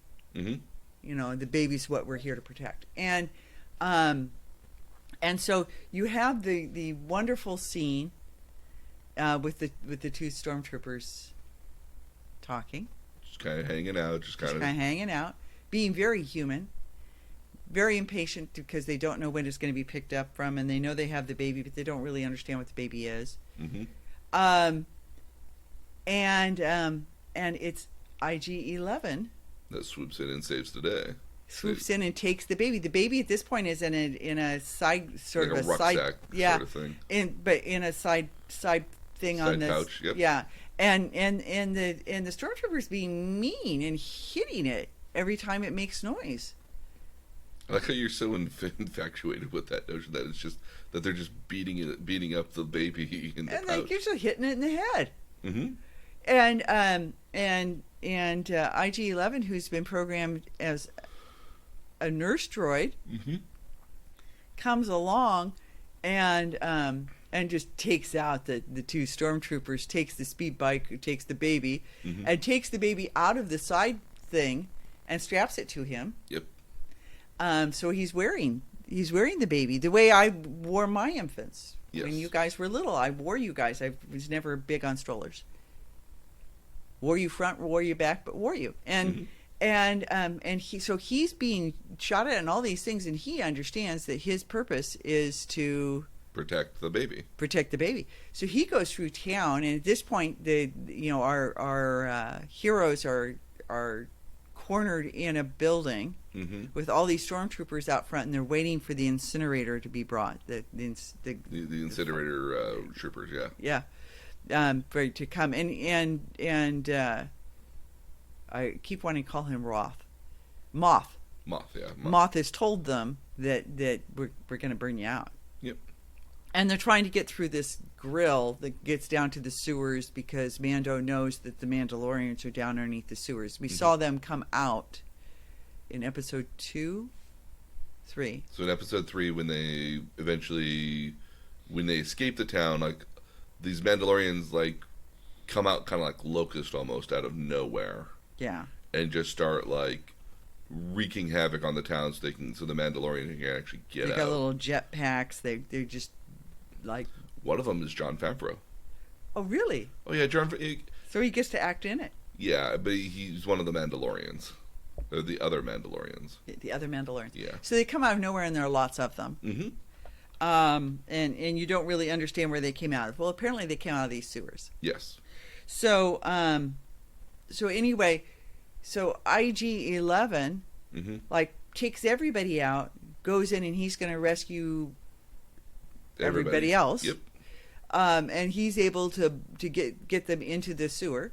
Just kind of rips off the grate. In the meantime, the baby has deflected the flamethrower back onto the guy throwing the flame. And then has passed out exhausted. The Force. But the Force exhausted. And so the baby's quite asleep again. But there's an explosion that's happened in the meantime. Yeah. And it's IG-11 and the Mandalorian that kind of just there, and IG-11 is trying to provide first aid. Well, and he's and the Mandalorian has said, "I'm going to die. You, Kara and Grief, take the baby, protect the baby, get to the ship, leave, and leave without me." And Kara's like, "I'm not leaving without you." She actually carries him down into the sewers. At one point. But she says, "I'm not leaving without you," and you very much get a feeling that there's some sort of love relationship there, except it's not reciprocated. I don't know. I don't know what that is. Maybe we interpret everything as a love relationship because that's what we're told movies do. Because it's a man and a woman. I think what it's more like is like war buddies. Yeah, that's probably a better description. That's probably the way it's like. It's kind of like they are very much bonded, and they have a trust thing with each other too. Yeah, so it's like kind of like Bubba, a code of honor thing. It's kind of like Bubba and Gump at the end of the day. Yeah, kind of like war. There you go. They're war partners, and like I'm not going to leave a soldier behind. Sort of a feeling to it at the end of the day. Like, yeah, I'm not going to leave a fellow soldier. And speaking of, so I thought his relationship with Krill was so neat because they saw the honoring each other. He has the same sort of relationship with Kara. He very quickly knows what she is. Like in her heart knows what she is. Yeah, I mean, I think he's a good judge of characters, and a good understanding of like, I know who you are at the end of the day, so I'm not going to shoot you down at the end of the day. Like, right, and he trusts her implicitly. No, absolutely. Yeah. But she's given him no reason not to at the end of the day either. I mean, like, she's not a part of the guild. Outside of that one rough and tumble sort of thing, like they've come to some sort of rationalization, and he was willing to leave the child on that planet with her. Yeah. Because it would have been safe. I mean, like, you don't just leave something of that value. But she says, "I'm not a baby person." No, and he's very much not that either. But the people around them would have been. Yeah. Had there not been a bounty, had the bounty not been reactivated, it would have been potentially doable. Yeah. So there's a scene here where IG-11 is trying to offer Mando Bacta, which is going to heal him, but in order to get it to him, he's got to remove the helmet. And he's like, nobody removes the helmet. Yeah, I'd rather die than remove the helmet. No living thing has ever seen me. To which IG-11 says, "I'm not living. I'm not a living thing." Yeah. And I think it's at this, and keep in mind, he's also still at this point very distrusting of droids. Although I think he's come around. I think he's kind of starting to come around because he's seen what the droid did to save the baby. Yes, yeah. So he's much more appreciative of the droid at this point. Yeah. Still a little like kind of hesitant, like, so you get to see his face for all of like I think a couple seconds. It's not even 30 seconds. Nope, not even that. And it's so. I mean, I forgot who even the actor was. So it's sort of like not what you expect because it's not a ruggedly handsome or some like bear cave sort of like in the wild sort of guy either. It's not some guy with some like unkempt beard. Like it looks like he's clean shaven. He's roughly clean shaven. Like he's clearly had a haircut. Like like he could be somebody else out there, except like you were expecting something else when you lifted up the mask even. Yeah, he's not extraordinarily attractive. He's not. No. But again, you know who the actor is, though, right? Right. So again, he was. We literally just talked about him. Just saw him, yeah, in Wonder Woman. Yeah. But do you remember who he was before that? No. Do you remember the third season of Game of Thrones? Yes. He's Oberon. Oh. Oh, really? Yep. Oh, Pedro Pascal is Oberon Martell. With his spear and dancing around. Yeah. Yeah. That's He's also been in.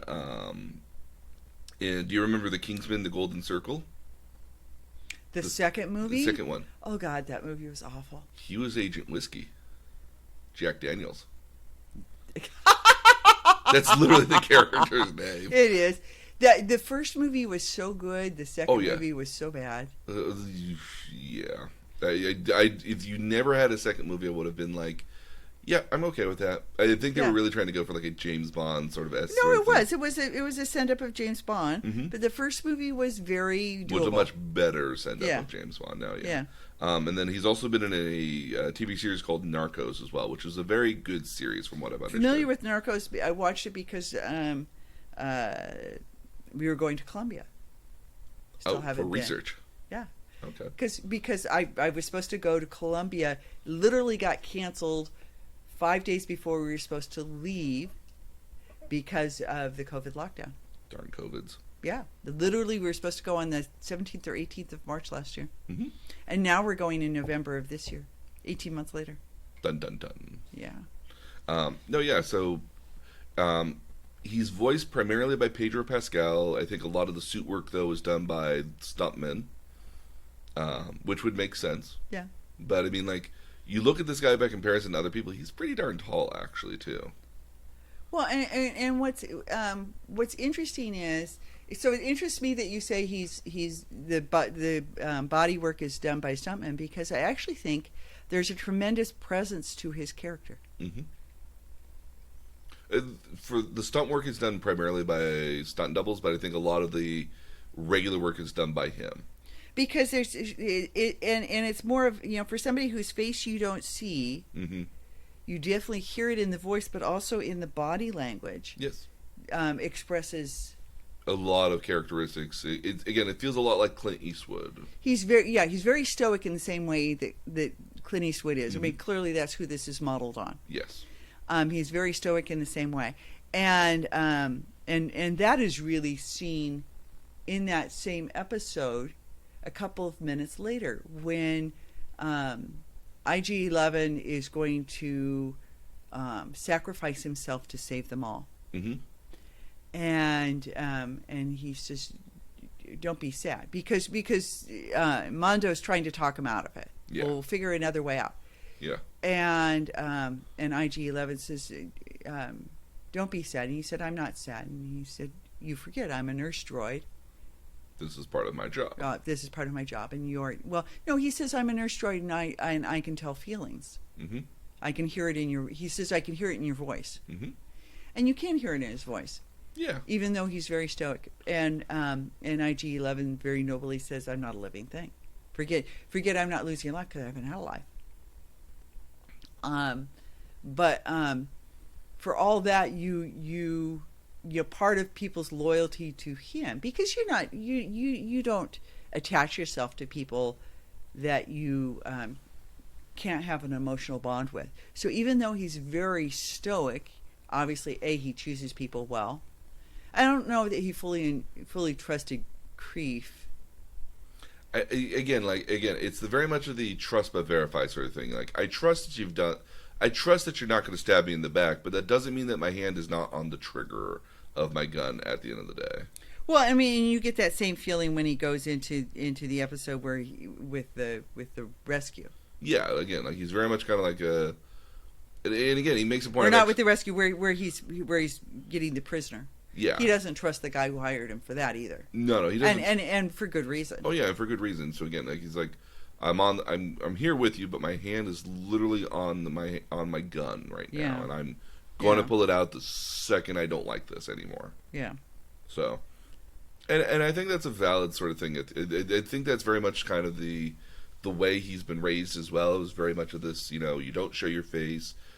Everyone is out there to kind of eventually get you, so you have to protect yourself and safeguard yourself. And I think that's very much of the impression that the character would present here at the end of the day. There's very much of this notion that I don't necessarily trust other people except if you're Mandalorians, because I would assume you're of my same creed and my same beliefs at the end of the day. Yeah.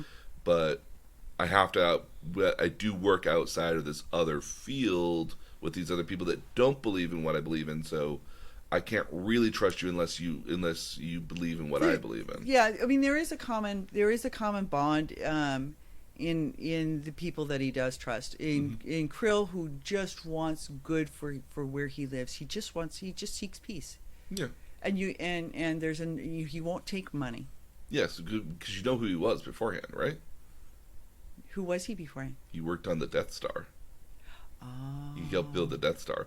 They're also the same guys, if you're paying attention, who were also the same guys in on Cloud City when they were trying to scavenge C-3PO as well. So these Ugnuts are these master craftsmen at the end of the day. So they're the people that build like really big. They're stuff that build. He puts the ship back together after the Jawas taken apart. He helps Mando put the ship back together too. So that's very much a part of the character at the end of the day here, as he just wants peace because, again, everything he's done kind of up to this has been for war. And especially if you kind of consider that, like, the last 4 or 5 years have been a lot of war and a lot of, like, evil empire sort of stuff here. Like, I can appreciate somebody who's been at war for a long period of time and just wants peace and just wants to be like... okay, and if we're talking about Krill, he recognizes that what's causing him not to have peace is that everybody's after Baby Yoda, and he just wants Baby Yoda gone, basically. Yeah, I know. He doesn't want the kid there at all. He wants the kid elsewhere, because people will keep seeking him. Yeah, so he doesn't have to deal with it either. So the one thing I was unclear about, and we had this conversation a little bit earlier, is who was protecting Baby Yoda in that citadel? I don't know. So it's established at one point here that, like, you know, clearly the kid has some training in the Force.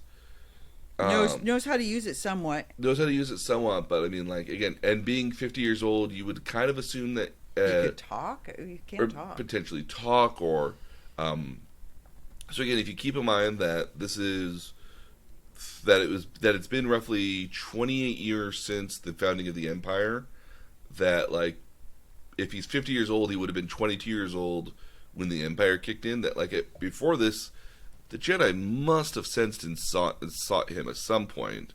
You know, the original Jedi Order. Yoda must know he's out there. Yeah, must have known he was out there, or must have known that he existed at least. And so it's not clear in the first season here whether that's the truth or not, or what's going on there. But that so much that, like, you know, that this is a unique individual, because, again, there's not a lot of the species out there of Yoda creatures. Right. It's a very rare race, and they're always well gifted with the Force, but so much in the sense that, like, it's not really well explained who was kind of safeguarding him at this point here, or if the Jedi even knew he existed beforehand. Again, they're in the Outer Rims, which is not a well-known territory at all by people from the core, which would be where the Jedi primarily work. Okay, so let's back up here, though. Okay, you're talking about they're in their Outer Rims, and that is where kind of the Jedi were hanging. And the Jedi have been on Tatooine. The Jedi have been on Tatooine, but again, it's like a limo. And if you're in Kansas and you're on a farm, you don't see limos all that often, except in movies. But people knew where to tell Luke to find Obi-Wan. Mm-hmm. Well, again, I mean, but even Obi-Wan was a hermit by that point, you know, living in a cave. But people knew where to tell him to find him. Yeah, they knew I'm looking for Ben. I'm looking for Ben Kenobi. And they pointed him in the right direction at least. But he was, like, always a well-known hermit by that point. Because by that point, he's been there for nearly 20 years. I mean, like, yeah, we know where that weird hermit guy is. He's out in the sticks. You know, like. Okay. Well, okay. So.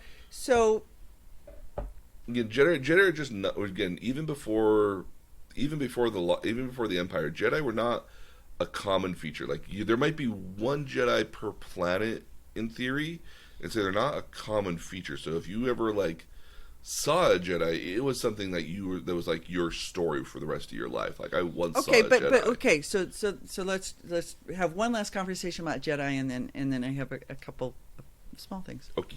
Okay. What is Moth, because Moth has a lightsaber. We talked about this particular lightsaber at the end of last week.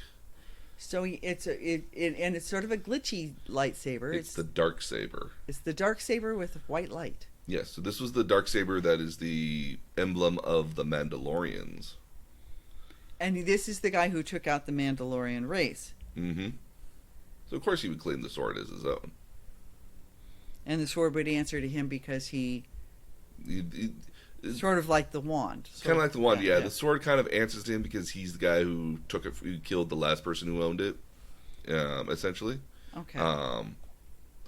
Grand Moff Tarkin. So Moff is kind of like a term for like a general. Okay. You know, it's kind of a similar sort of vein. So you're not General Kenobi. You are Grand Moff Tarkin, which is supposed to be like it's supposed to be like the head of your particular. So he's unit. A Jedi. Nope. But he's got the sword. Yeah, but and he can use the sword.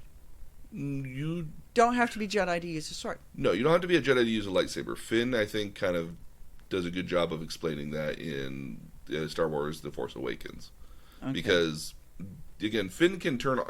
Now again, we don't know if Finn is a Jedi or not, but kind of get that he's mildly Force sensitive, maybe potentially. Yeah. But again, lightsaber at the end of the day is really just a tool, and it was preferred by the Jedi because they could use it because it was light enough that they could reflect. It was light enough but durable enough that you could reflect blaster bolts with it with relative speed because they would have the wherewithal to where to put the lightsaber at to deflect the blaster bolts that were coming at them.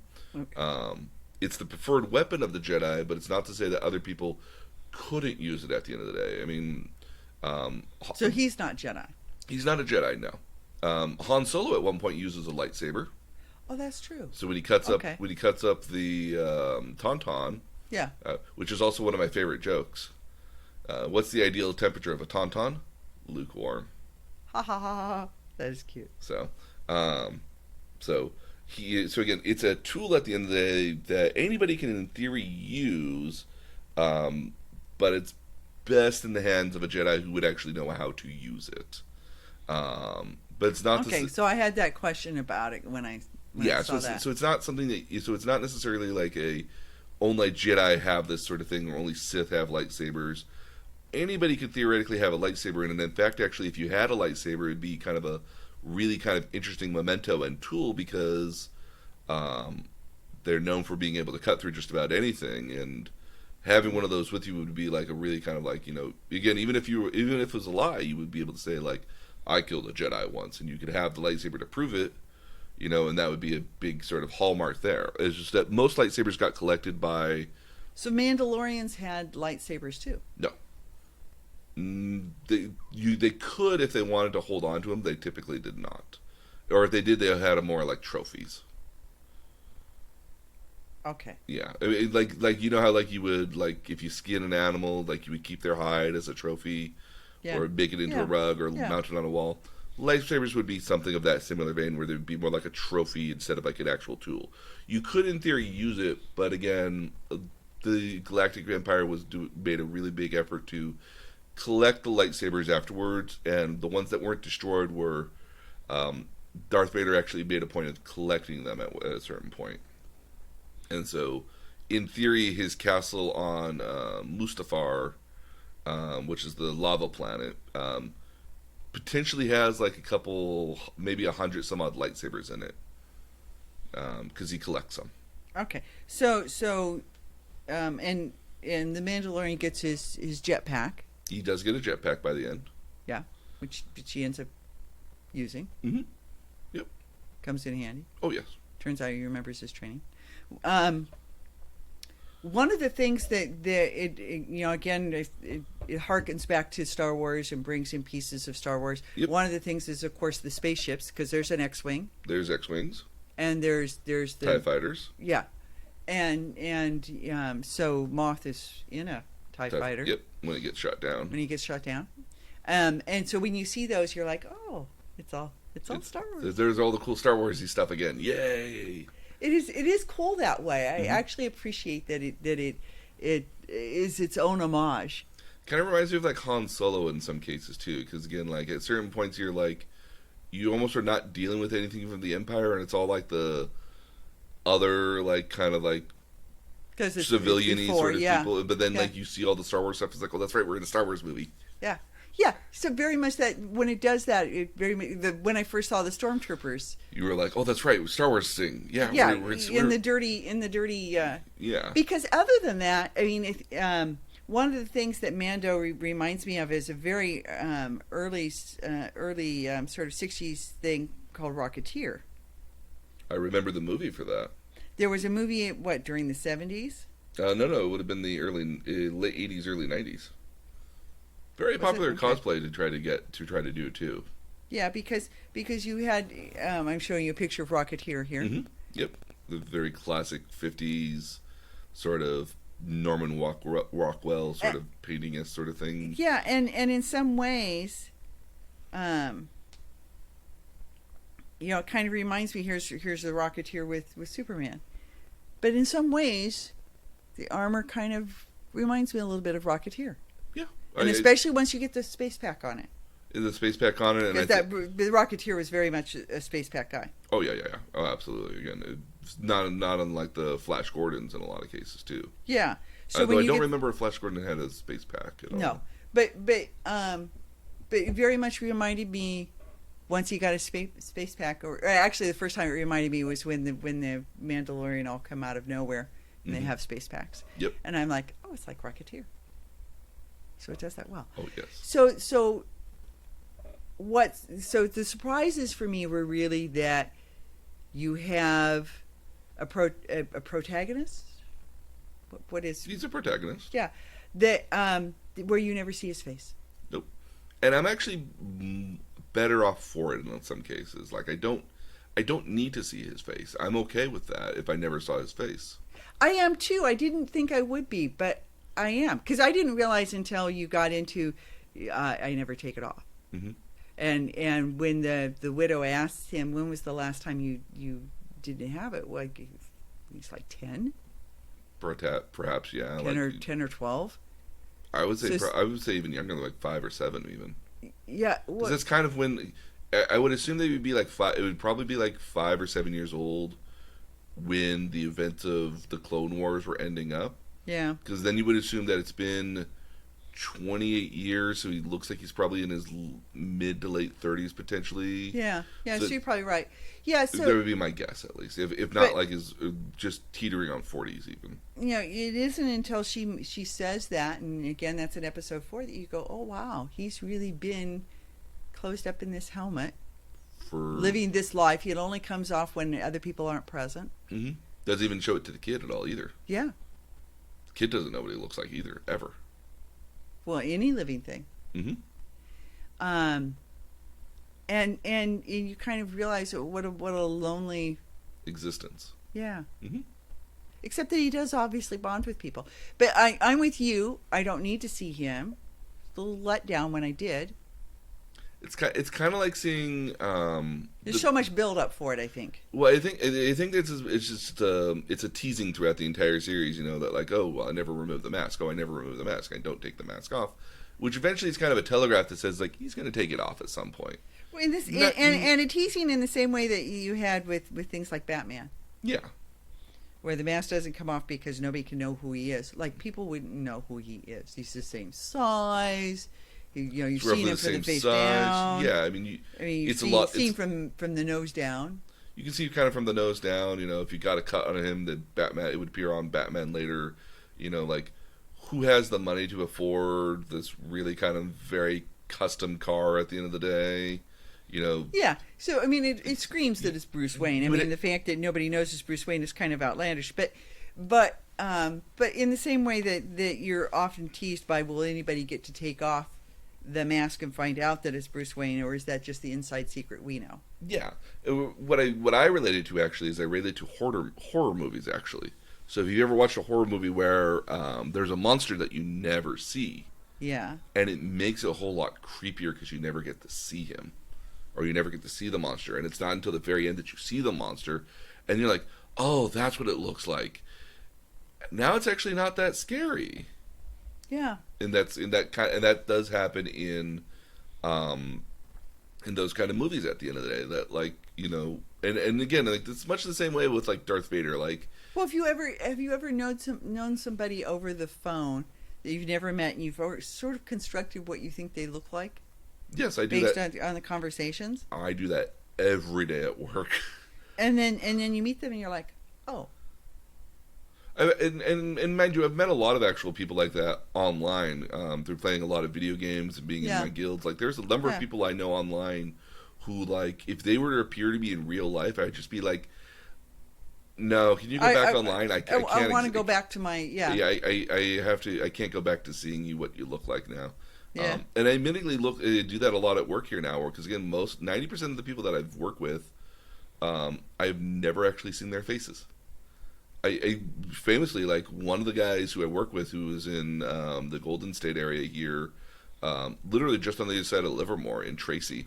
Yeah. I didn't know what he looked like at all, and I could not imagine him. And I thought he was like this big Hawaiian guy, because he's got kind of a Hawaiian sort of name to him.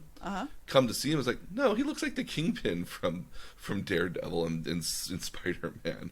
There you go. Big, bold, white guy. And I was just like, no, that's not him, man. And I looked at him, and it's like, it takes everything in my power now to not call him the Kingpin, because it's like, you look like him. You look like him.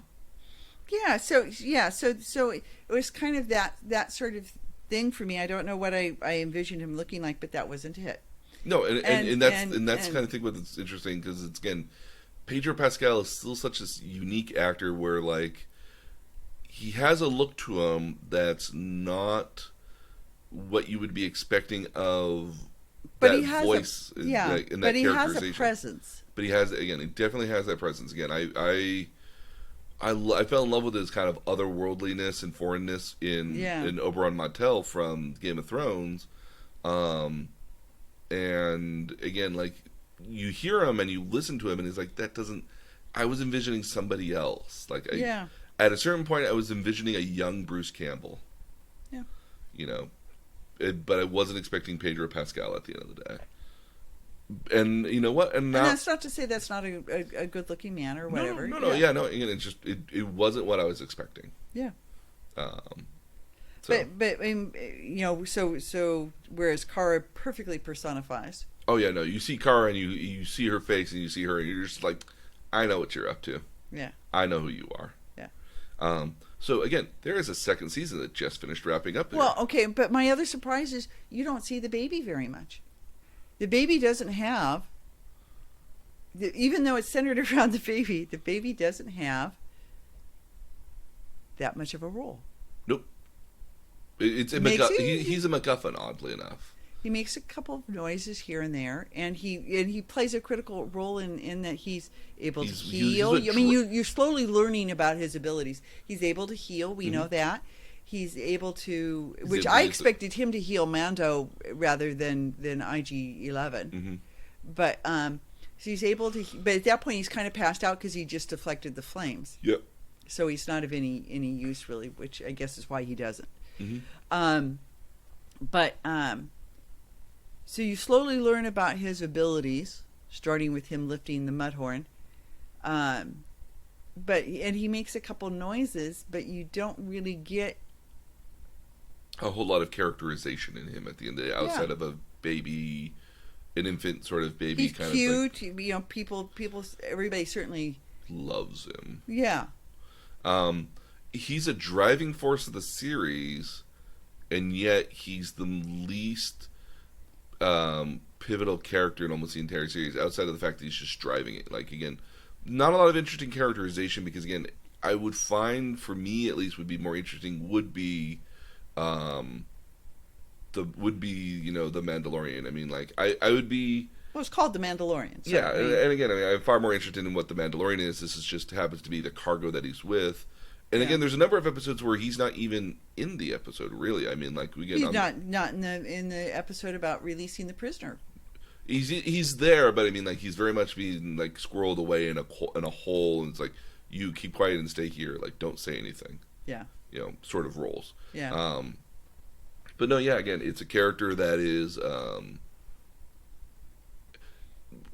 he gets a little bit more in season 2. Let's put it that way. Okay. Because So- he isn't a whole lot in Season 1. season 1. No. And he tries to leave him a couple times. Well, now again, keep in mind that by the end of season 1 here, the armorer here, The armorer. Yeah. it's such a hard thing to say. I can't And say- what is his emblem? I didn't see the emblem. It's the Mudhorn. Oh, is it? Okay. Yeah. Okay. It's the Mudhorn, and again, I mean, because again, the armorer makes a point of saying like you know, I defeated a great beast. Ooh, what'd you beat? A Mudhorn. It's like, oh, well, that means you are worthy to be of your own clan now. You can have your own clan. Will be the Mudhorn clan. So he's like, no, I didn't kill it on my own. I had help. Yeah. Oh, but you still killed it. Yeah, but I had help from my enemy. And I was like, oh, all right. And again, like they even give a Mudhorn necklace to the kid the kid as well. Yeah. So, no, again, so the next episode of our podcast here is going to be season 2. There's stuff that happens in it. And there's season 3 is still being made. Season 3 is in production, but after season 2 ends, there are actually about 3 or 4 different TV series that are being made now as well. And we can talk about some of those. The one I can talk about here is there's going to be an Obi-Wan TV series. Okay, so this is Obi-Wan before he meets Anakin Skywalker? Nope. Obi-Wan after? Yes. Oh, that could be interesting. You could take that all kinds of places. How he becomes a hermit? My understanding here is that Ewan McGregor, who has agreed to come back as Obi-Wan Kenobi, is going to be playing Obi-Wan Kenobi post the birth of Luke Skywalker. So he's on Tatooine, and he's getting Kind of protecting him. Looking over him. Yeah. So Which is always what I assumed what was going on. Yeah, so he was there on Tatooine, basically safeguarding him at the end of the day to make sure that he doesn't get hurt, or so much as that he's making sure that the Empire doesn't find him at all. And again, living very much as a hermit. Yeah, so by the time the second movie came out, Mm-hmm. and I'd seen the second movie, I went, oh, okay, so that's why Obi-Wan was on the same planet. He was there watching. So Empire Yeah. Strikes Back. Yeah. Yeah. And so again, he was on the planet there to basically protect Luke Skywalker from the Empire, so that the Empire could not find him and potentially kill him at the end of the day. But then obviously Obi-Wan knows the lineage as well. Yeah. And I would imagine he sees himself as like a grandfather to Luke at the end of the day, if not like an uncle. Yeah. Even if, it's this notion that like, oh, that's a crazy hermit. We don't talk to the crazy hermit. And so again, no real details have come out about it, so much as that Ewan McGregor has made a point during D23, which is a huge fan convention for Disney-related properties, has made a point of saying, yes, I am coming back as Obi-Wan Kenobi. There is going to be an Obi-Wan Kenobi TV series. Stay tuned. And I think the original intention was for it to come out in 2022, with a lot of the filming happening here in 2020 and 2021. Obviously, because of the pandemic, that's been pushed back. Well, it seems to me like, though, if you're filming on the kind of studio that they have where they're able to do that with film running behind people, okay, That you could be a lot more COVID safe in that particular respect. you can, because you could have your own COVID pod. That was tested and was living very sheltered lives. Yes. And you could have your own COVID pod and be really very safe. Yes, I think it's doable at the end of the day, and clearly It's not like you're traveling. No, and and putting yourself at risk. And again, because in a lot of cases here as well, that they are, again, because they've announced 3 other TV series here as well that they're in production on, that clearly they wouldn't have announced it while we were in the middle of COVID, had they not figured out how to do it. Because again, a lot of the filming for the second season of The Mandalorian began obviously at the beginning of the year and ran on for well into COVID at the end of the day. So again, there will be more TV series I think coming up for Star Wars, which I think is really kind of fun, where you get a lot of the cool, interesting stories and of Star Warsy sort of stuff here without needing to have a movie come out to continue the series in a lot of cases. Well, and and I've enjoyed the fill-in piece. I think you and I have discussed in the past. I'm very fond of Rogue One. Oh, I love Rogue One. I think Rogue One is an extremely good fill-in piece. Mm-hmm. And there are other fill-in pieces that you could have. Yeah. So you have Rogue. I'd love to see something about Princess Leia's upbringing. Be interesting to see that. Yeah. So how does she? Yeah, how does she come? And you to could be, and you can still she comes to be an orphan, but she's raised as a princess. Mm-hmm. And again that actor is still around too, so you could very much. She's raised as a princess without ever knowing where she's a princess too.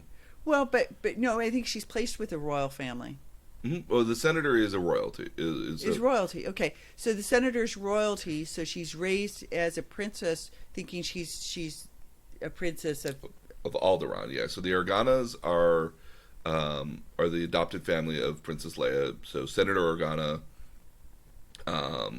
Again, that actor is still around. So again, if they did that TV series, Jimmy Smits. Yeah, Jimmy Smits is still around. So that would be a very cool thing to have done, because again, you could have that kind of lineage sort of thing, and again, you could have you could find the next young Carrie Fisher to do that role, and again, I actually would find it very interesting. They did it kind of like Queen's Gambit, where like you saw her as a child, and you kind of got to raise up with her to the points of A New Hope. Even would be kind of interesting, because again, I think it'd be really interesting, mm-hmm. Because she's clearly a rebel and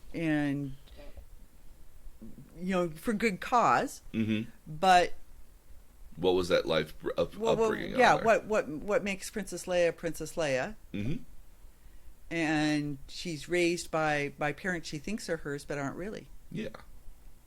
Well, I think she actually at one point knows that she's adopted. Yeah, because that's true. Because she says I don't quite remember my mom. I kind of remember seeing her face, but I don't really remember it at all. Yeah. So, yeah.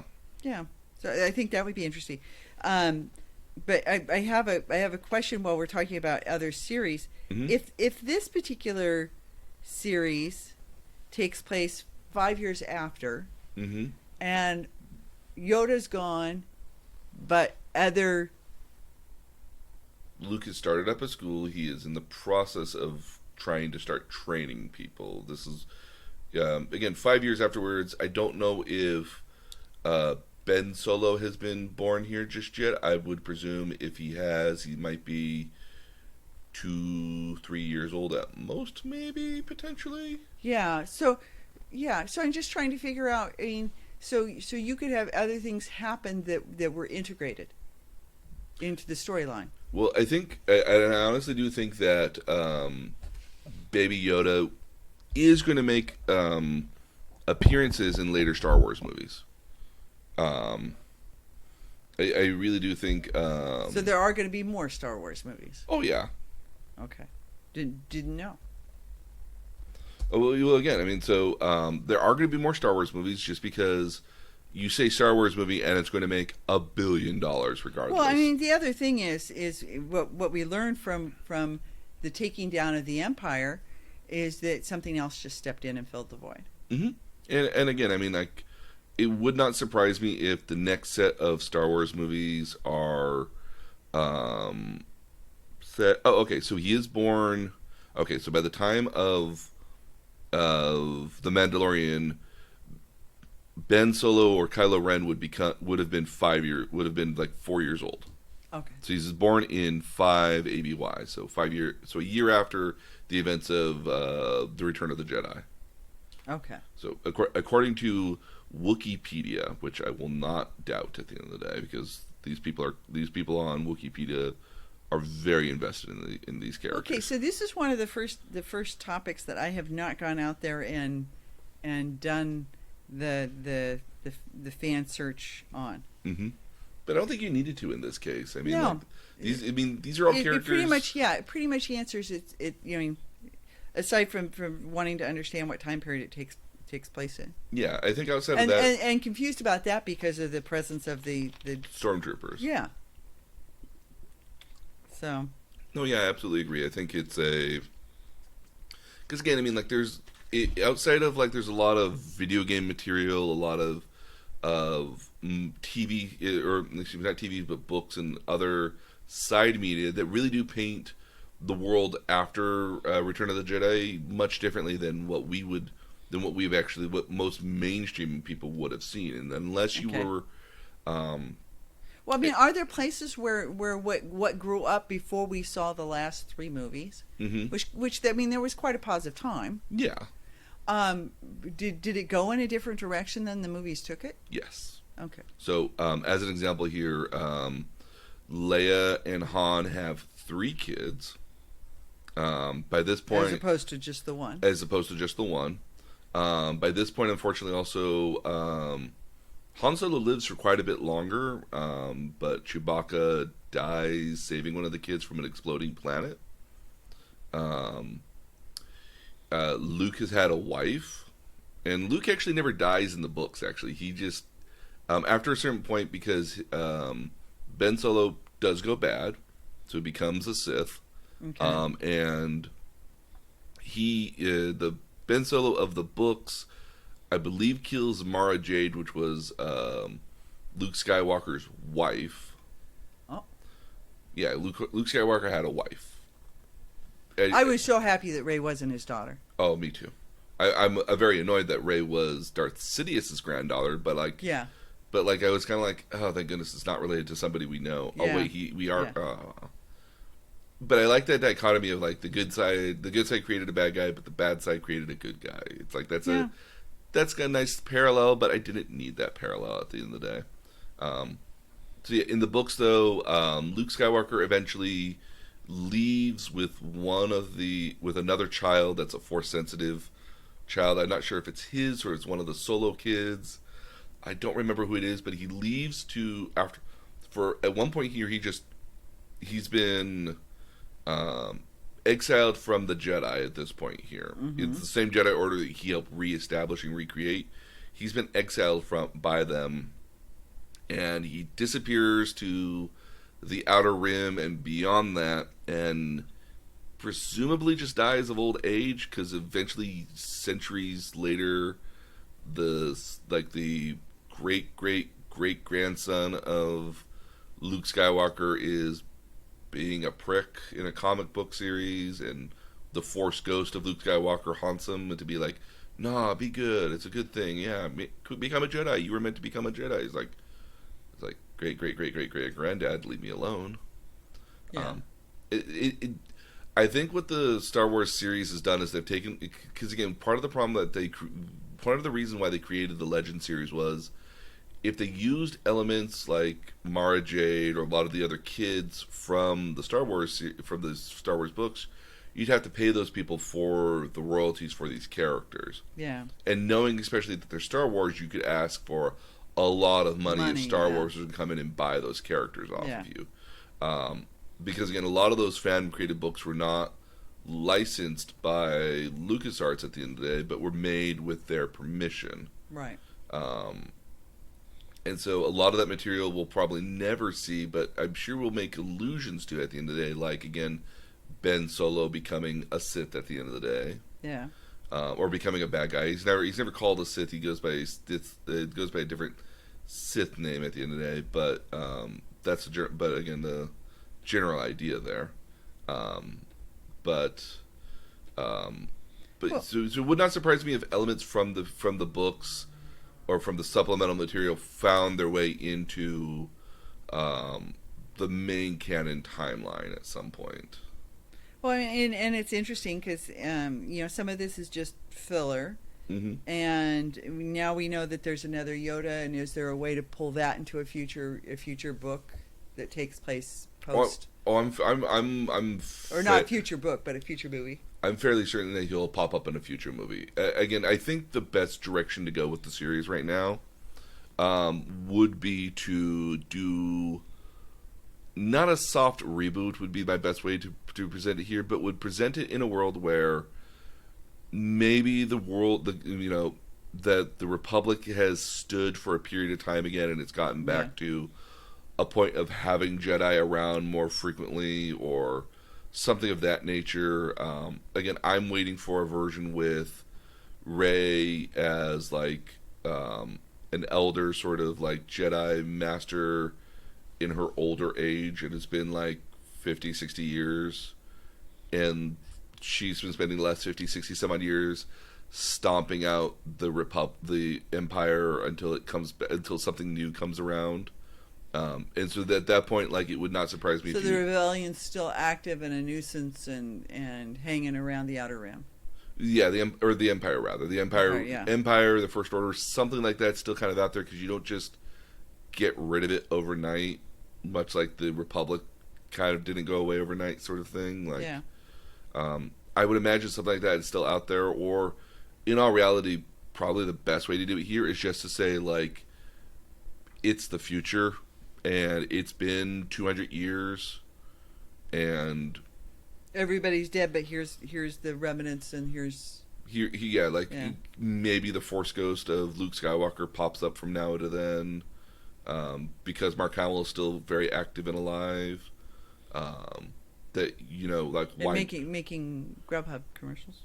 I love Uber Eats. Uber Eats, sorry. Love those commercials with Patrick Stewart. Yeah. Well done. Yeah. We do need more of this. So what are the other topics for television shows?